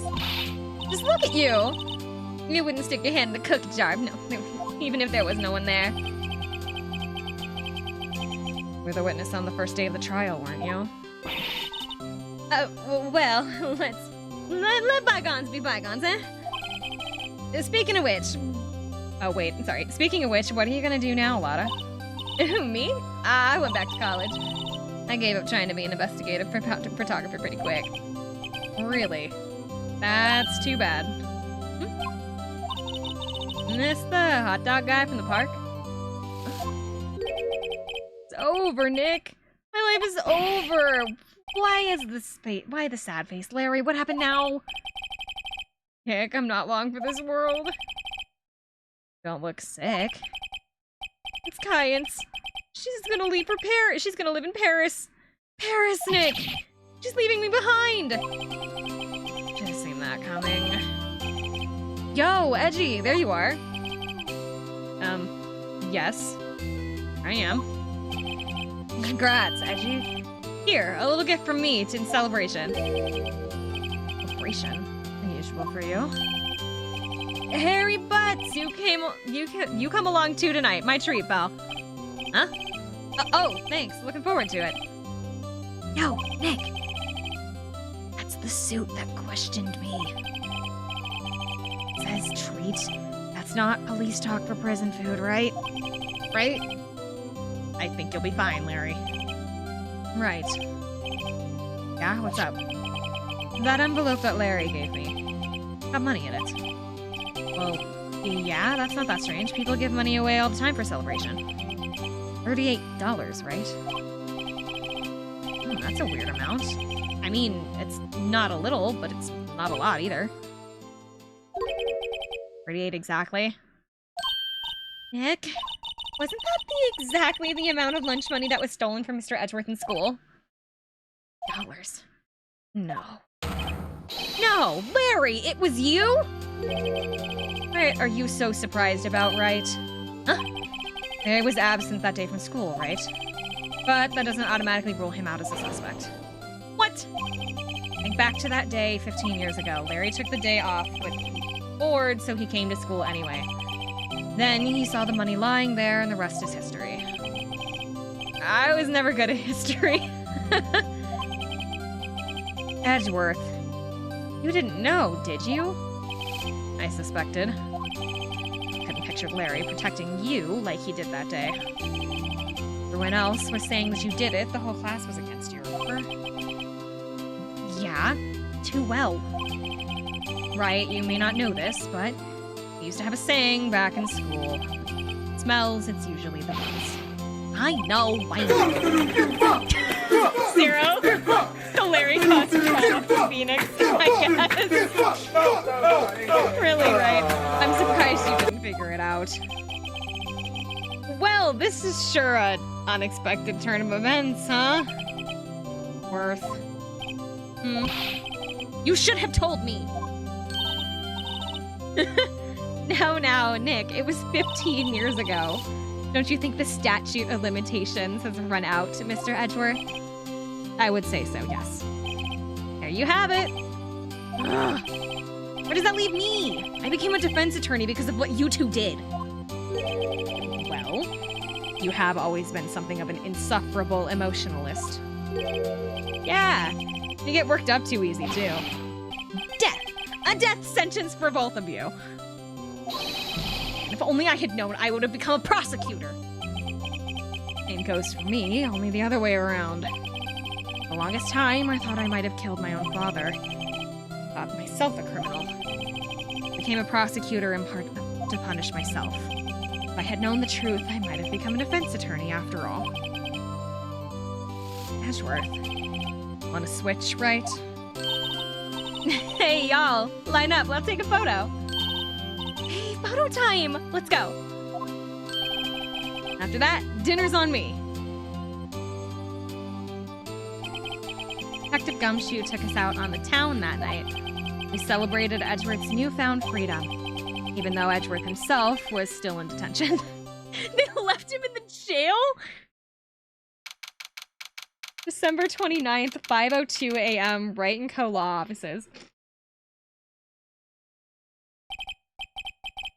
Oh, I went a little overboard yesterday. Yeah, it hurts. Holy life. Maybe I should go back to sleep. What's this? A letter? Good morning, Nick. You were really impressive yesterday. Seeing you, it made me think about what I'm doing here. I'm a spirit medium in training, of course. I wanted to help Mr. Edgeworth too. I wanted to help you, but I couldn't. I was useless. So I've decided to go back to my training. I'll become a full-fledged spirit medium for starters. I couldn't say it to your face, so I left this letter. Goodbye, Nick. Why? What time is it? Oh, the first trains in the mountains have already left the station.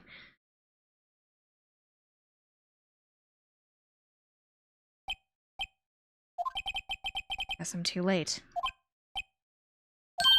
Hey! Nick! Maya! Oh, you're leaving? Yeah. It's hard being a spirit medium who can't talk to spirits. And I think you'll do fine without me, Nick. Be good, okay?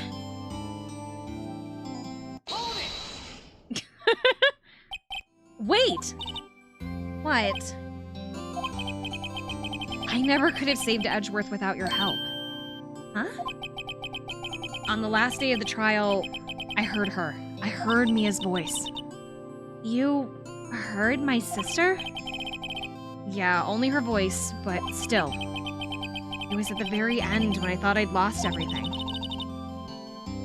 Well, that's my sister for you. Detective Gumshoe helped, and Mr. Grossberg, and even Larry. I'm the only one that couldn't help. It was useless, Nick. But you were the one who stopped Von Karma, Maya. I didn't do anything! All I did was wander around in a daze. Sorry, but I have the evidence that you helped. Evidence? Show Maya some evidence to cheer her up. It's the bullet, isn't it? Because she was the one that got it. Take that! A bullet? Why does he just have that on him still? Mr. Von Karma was convinced that he had taken all of the evidence pertaining to DL6. But you were the one who rescued the last piece of evidence that we needed. This was a bullet that put an end to Von Karma. You were the one who gave it to me. Nick. Thanks, Maya. I couldn't have done it without you. I'll be back soon. Huh? I'm gonna go complete my training and come back. Okay. I'll be waiting. So that's where that thing went? You have wonderful timing, sir. Hello, you are the second person that has popped into stream that has Von Karma as their name. The only other one is their name is not Karma, it's Karna because they couldn't get the moniker. There is no way. Of course I will. You can't run that office by yourself. You're hopeless. I don't know about that. So, this is it. I'll see you soon, Maya. Their distant family member? Nick.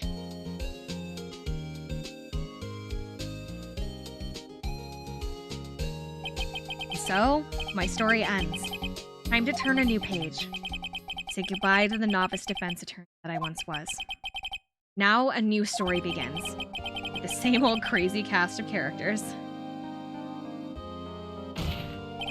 Ha! Don't think that you graduated yet. Mr. Wright, please, would you like to rethink your claim? Yes, Your Honor. Got a bad feeling about this.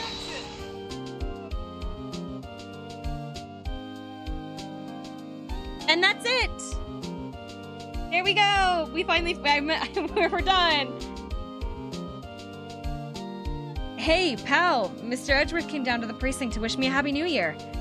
Talk about a pleasant surprise. Then he hung his head low and went right back outside. Kinda like he was embarrassed or something. Strange, huh?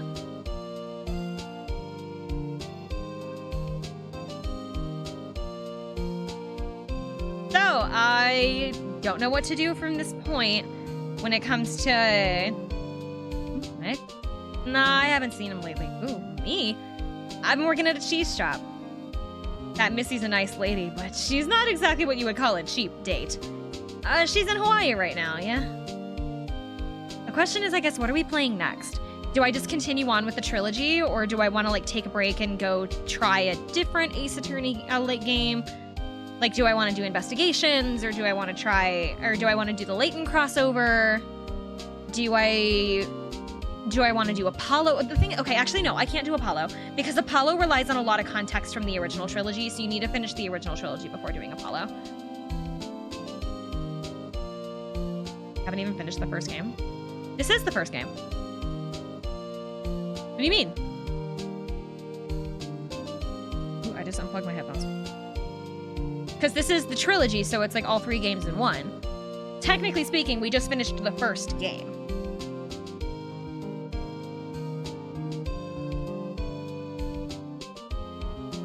The credits aren't done. Well, I know the credits aren't done, but at the same time, like, I have to figure out what I'm going to play after the game is over.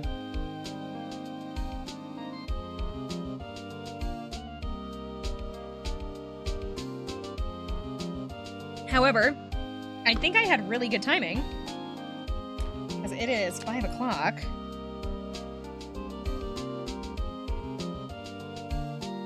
So once the credits are over, I might need to go.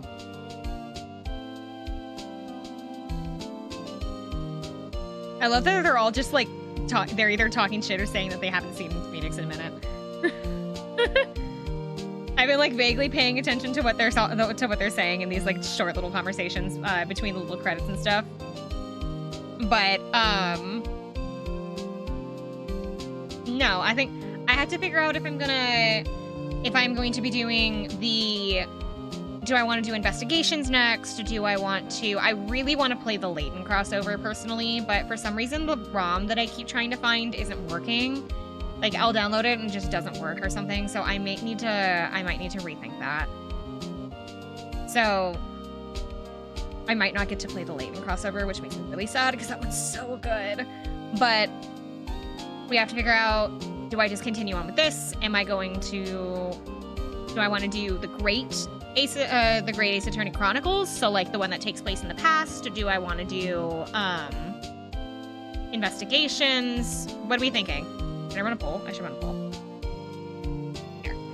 All the credits are going through. Let's do a poll. For what I should continue on with. Because I don't think that those 3 series need to be done in order. I think though, because I'm pretty sure that investigations and then the chronicles are done in separate, like, instances, and so you don't need to play one to understand the other. So let's do...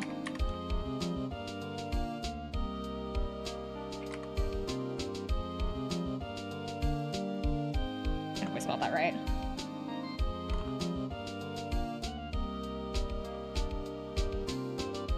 Okay.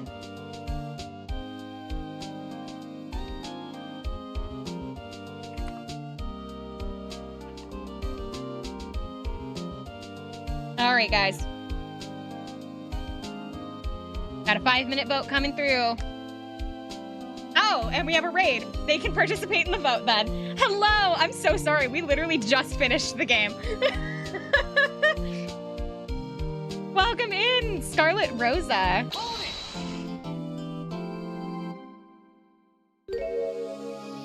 What?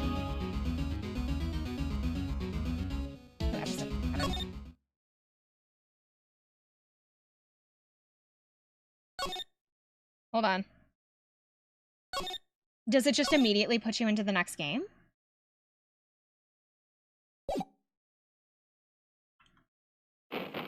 Ah! Hold on. Maybe we're not done. I told you. I thought that... Hi, I'm sorry. I didn't know that there was more to the game. I thought we were done. It's lovely to meet you. My name is Summer Rain. Someone's being murdered on screen, as you can see. Why does it look like that?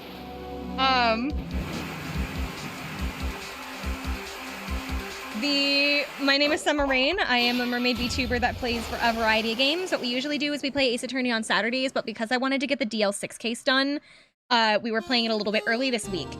We also play Pokemon Mystery Dungeon on Mondays. Sorry, I'm trying to make sure I don't mess up Scarlet Rosa's name. Then I can do this. Here we go. Lovely to meet you. I did not know there was one more case. If this was the Japanese version, you would be done. Oh! The English version had another case that was added onto it? Okay, I guess we're not done.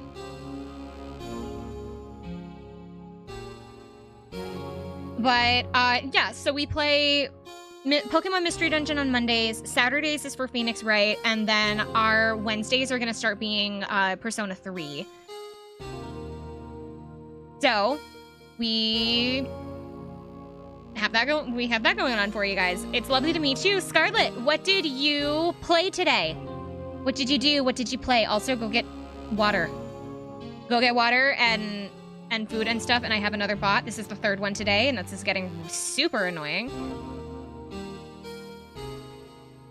You played For Honor? I don't think I've ever played For Honor. We play a lot of games here. We do play lots of games here. I try to switch it up as much as I can. I was not aware that this game had one more episode. I swear to God, I thought that the DL6 case was the last one. So, oh my God! 4! Get out! I've had 4 bots today. The era of bots are a pain. Yeah, I've had, like, I won't see them for a week, and I've had 4 in this one stream alone. I've only been here 2.5 hours. Stream elements. I'm banning them through OBS. Bots in the game. Oh. Sorry. I'm so sorry. I thought you meant I thought you meant like Twitch bots. Sorry. I thought you meant Twitch bots. Apologies. They updated the bots to make better teammates and then someone just leaves. How interesting. Sorry, I'm trying to tap back into all my things. There we go. It looks like we're continuing on with the trilogy, I guess. Okay. So, I guess we're back to the game. I have to head out of here kind of soon, so we'll play through the beginning. We'll get to the point where it, like, releases me to do, like, whatever I want, and then I think I'll head out? Maybe? I don't know. I'm not totally sure. But thank you for the rave. Thank you for all the sharing your community with me. And we're gonna kind of jump back into it, I guess. Thank you for the follow, Mamimoto. It's been 2 months since Maya left the office. 2 months without a single trial. I've had offers, but none I took. And that is until the day that girl showed up.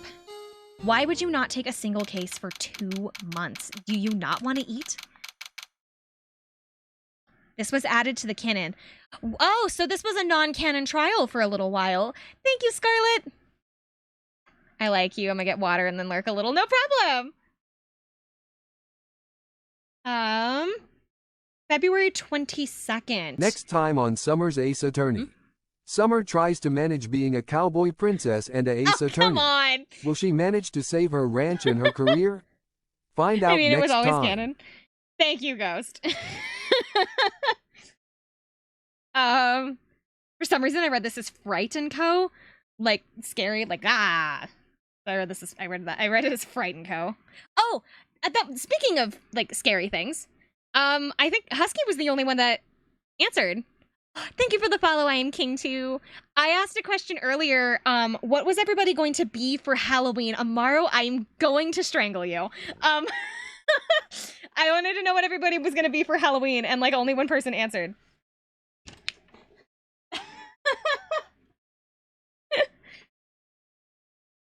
Okay, really fast. We're really fast out of redeem, and then we will we'll start the case. あらあら、あなたは春一番の桜より美しい。 Gonna be a fully functional adult for Halloween. It's the day to prevent. I'm so sorry, Scarlett. Amaro always waits for like all of my raids to. You like saying it? No, I don't. It's so embarrassing. It like makes me red in the face, you know? It's so embarrassing. I'm gonna be fat for Halloween. No. I'm gonna be Carmen Sandiego for Halloween, personally. I have to get a hat.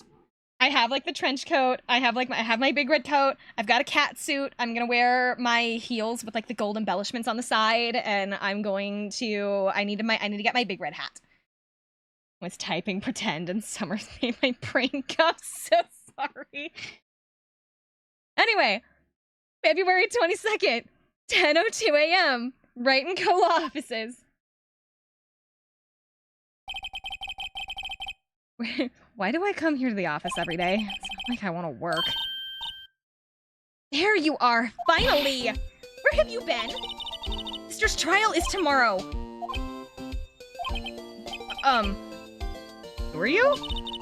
It doesn't matter who I am, it matters who you are.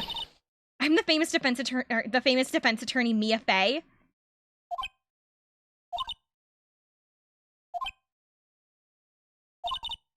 I'm sorry, do I look like a woman? Oh. You're not Mia Fey, are you? I'm sorry, but Miss Mia Fey no longer works here. So, you are the coffee boy? I'm Phoenix Wright, defense attorney. Right. Wait! You're the Phoenix Wright? The Phoenix Wright from the Edgeworth murder case? Yeah, that's correct. It wasn't Edgeworth who was murdered, though. It's a relief, then. You're better than nobody. I'm sorry. I'm afraid I'm not taking cases right now. But you're Phoenix Wright, right? And the undefeated defense attorney? Look, I'm not accepting new cases right now. I'm sorry, but you'll have to try elsewhere. Please, I'm out of time. But please, you have to help. My sister.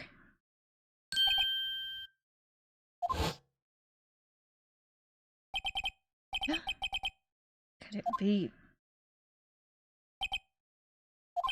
Okay, I'll hear you out. Really? Thank you so much. I'm Emma Sky. I'm a scientific investigator. Scientific investigator? Emma, was it?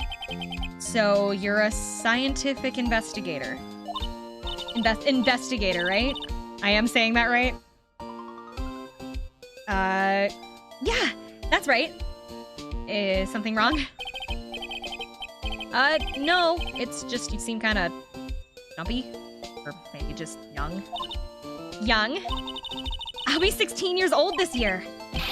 Oh, I see. Wait, only 16? I'm set to be formally assigned to forensics in 3 more years. My work is becoming quite well known at my age, no less. So, what exactly is your position then? Well, legally speaking, I guess you can call me an 11th grader. But I'm ready to do my job at my age, no less. Great, another future professional in the training. So, what's this about a case? You said the trial's tomorrow? My sister didn't do it. She wouldn't stab someone with a knife. She wouldn't. Oh, it's a murder case. I don't care if there's a witness who saw her do it. She didn't do it.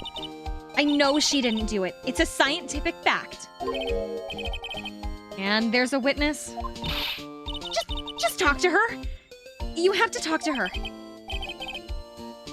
Right. I suppose I will. I promised I'd bring Mia Fey, but... That's interesting.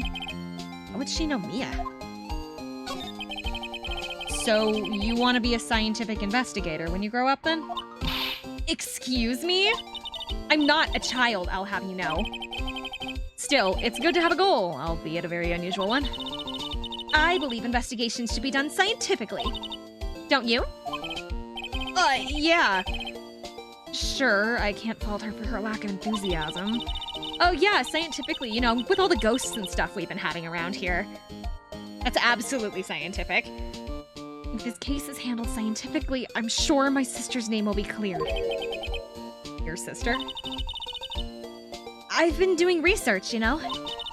I'm developing a new scientific method of case investigation. I'll show you when I'm done. I'm looking forward to it.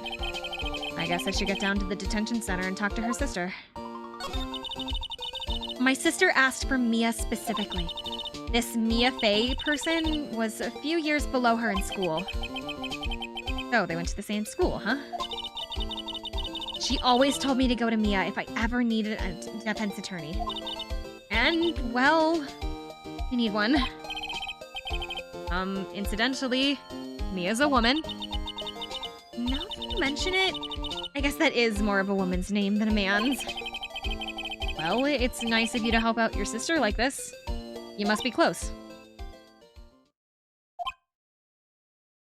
Oh? Well, actually, when she gets like she is now, I kinda hate her. Huh? But she's my only family. Our only family? What about your parents? They died in a car accident when I was little. Oh, I'm sorry. Okay. So, we're gonna go to the detention center, I guess? February 22nd, detention center, visitor's room. Wonder what's wrong with Emma. she's gotten quiet all of a sudden as soon as we arrived. She really said, my parents are dead, teehee. Ghost. Guard, I thought I told you I don't want visitors. Sorry, ma'am, it's just your sister. No excuses. Or did you not want to raise this year, Understood, ma'am. What is this all about?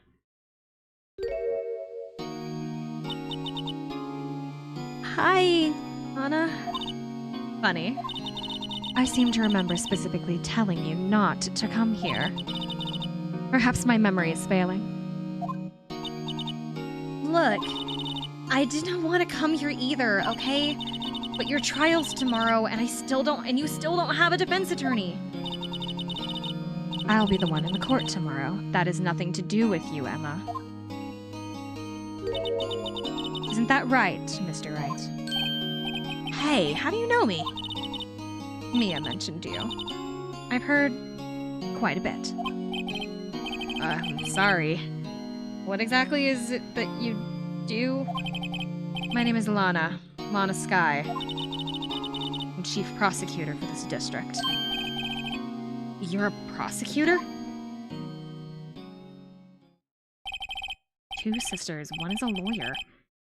Be a coincidence? Emma, Lana, I mean, they're just like... Is something wrong, Mr. Wright?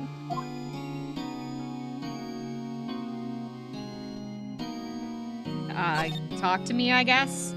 What's going on? There's something you should know from the start. Which is... the suspect in this case has confessed to the crime. Wait, but the suspect is... me. I did it. Well, Mr. Wright. Well, why don't you begin by telling me what exactly happened? The crime took place yesterday, February 21st, at 5:15 p.m. That's quite specific. It was in the witness's disposition. Was it disposition, or was that deposition? I think it was deposition, pardon me. A witness clearly saw me committing the crime. That's a bit of bad luck, wasn't it? The crime took place in an underground parking lot at the prosecution's office. The body was found in the trunk of my subordinate's car. Prosecutor's office? In your subordinate's car trunk? Classy. I was arrested on the spot. Caught red-handed, as it were. That's just great. So, who was the victim? An investigator with the police department. I suppose the correct term is detective. A detective? Death was due to a loss of blood. He was stabbed once in the stomach. By you? Death wasn't immediate, but the wound was fatal. I see. Allow me to repeat myself, Mr. Wright. The victim was a detective. You know what that means, don't you? Oh. What? Mr. Wright, what does it mean? Well, it means the police department will consider it a matter of pride to have me found guilty. They will use any means at their disposal to do so. This gets worse and worse with everything I learn. So, you're the chief prosecutor? That is correct. I'm responsible for overseeing every trial handled by prosecutors in this district. I make sure the prosecutors have what they need to do the job, and manage every aspect. Those are my responsibilities in a nutshell. That's an awfully large nutshell. Still, I'm a little surprised. I would think you'd have recognized this district's chief prosecutor, Mr. Wright. Huh? In fact, it seems impossible that you wouldn't. Lana? What happened to your hand? Oh, this? I cut myself by accident.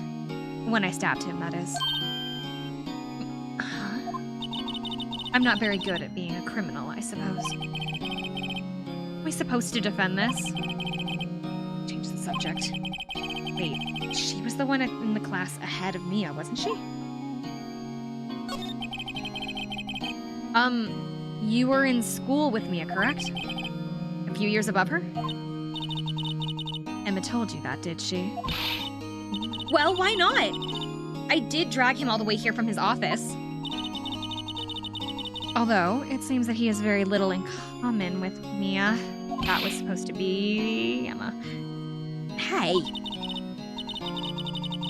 It was in law school. I was in my 3rd year when she was in the auditing class. Or she was auditing the class. She was different than other students. Different? She was strong. She'd do anything to become a defense attorney. Anything. That was probably why she was attracted to me. Excuse me? Intellectually attracted. Lana was the top of her class in school. I was the best there was. Oh. I'm doing pretty good in school too, by the way. Sounds a bit different than the way Emma said it. Well, Mr. Wright? Excuse me? As you can plainly see, I am admitting my guilt. I think it's safe to say there's no way that you can take this case. None. But, Lana... Why? Why are you doing this to me? You never think of anyone but yourself. I know you didn't do it, Lana. I know. So, how can you just say that you did? If I lose you, I'll be all alone.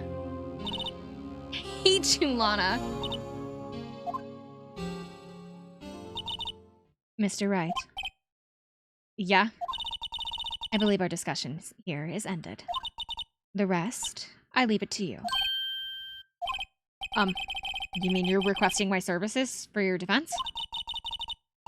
Don't lose any sleep over it. Your client has confessed after all.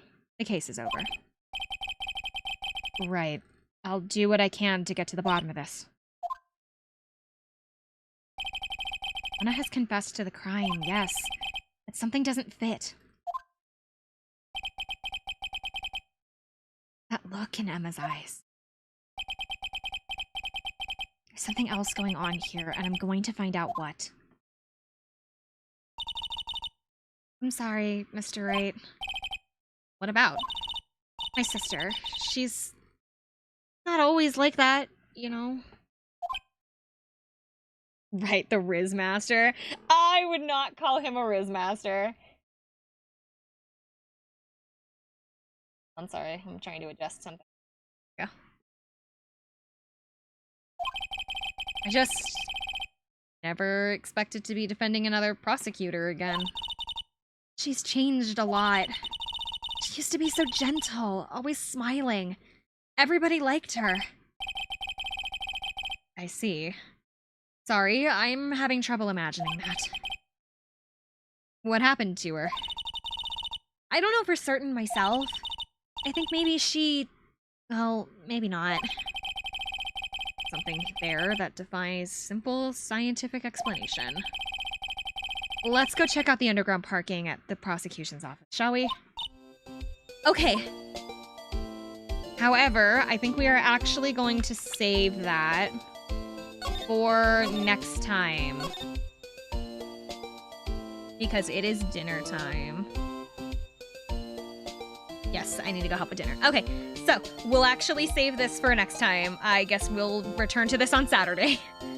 I was not aware that we were gonna keep going. All right, so we'll come back to this on Saturday. Tomorrow is Persona 3. We're gonna play I just unplugged my headphones again.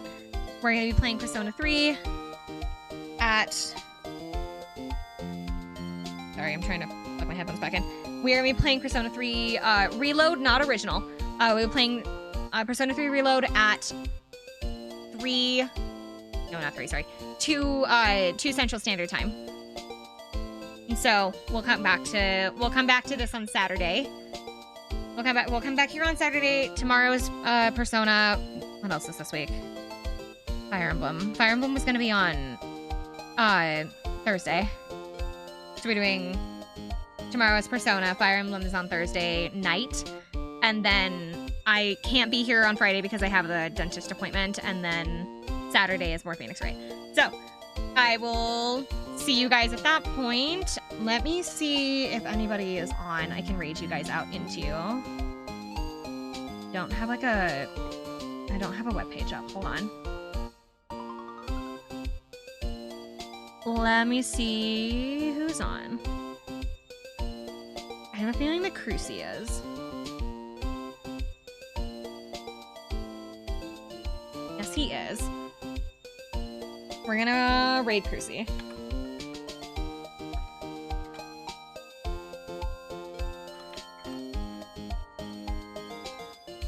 Okay. However, I will see you guys tomorrow for Persona 3. I hope you guys have a good night, good day, good morning, whatever it is for you. See you guys. Thank you for coming in. Bye. Like a hand reaching for a handle, but to find that it was never there. Candidly, I can't handle knowing that it's all up in the air. I thought the world ended in March until I heard the doorbell ring. Can't keep from falling apart, but I'll glue back everything again. This can't be the end. This can't be the end. This can't be the end.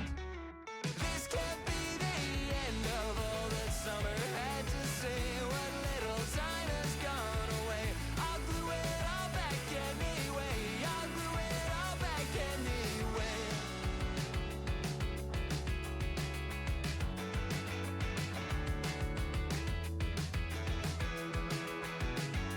Like the wing of a sparrow or a plane drops down a couple feet again to catch the wind that still remains, but I'm left breathless anyway. I thought the world ended in March until I heard the doorbell ring. Just me here standing in the dark, but I'll light up everything again. This can't be the end. This can't be the end. This can't be the end. This can't be the end of all that summer had to say. What little time has gone away. I'll glue it all back anyway.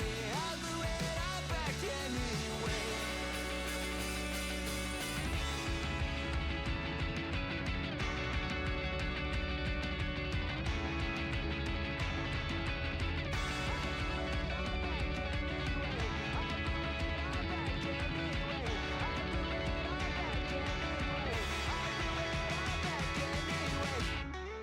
This can't be the end.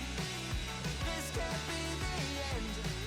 This can't be the end. This can't be the end of all that summer had to say. What little time has gone away. I'll glue it all back anyway. I'll glue it all back anyway.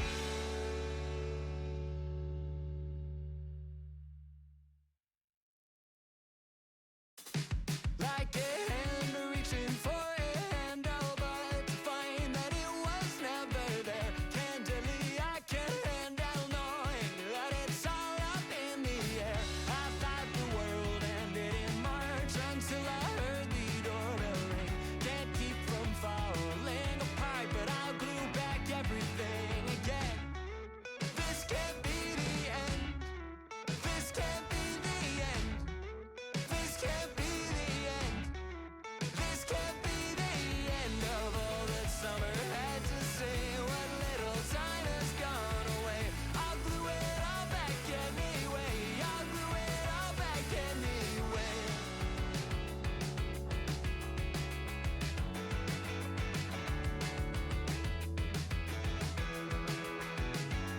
Like the wing of a sparrow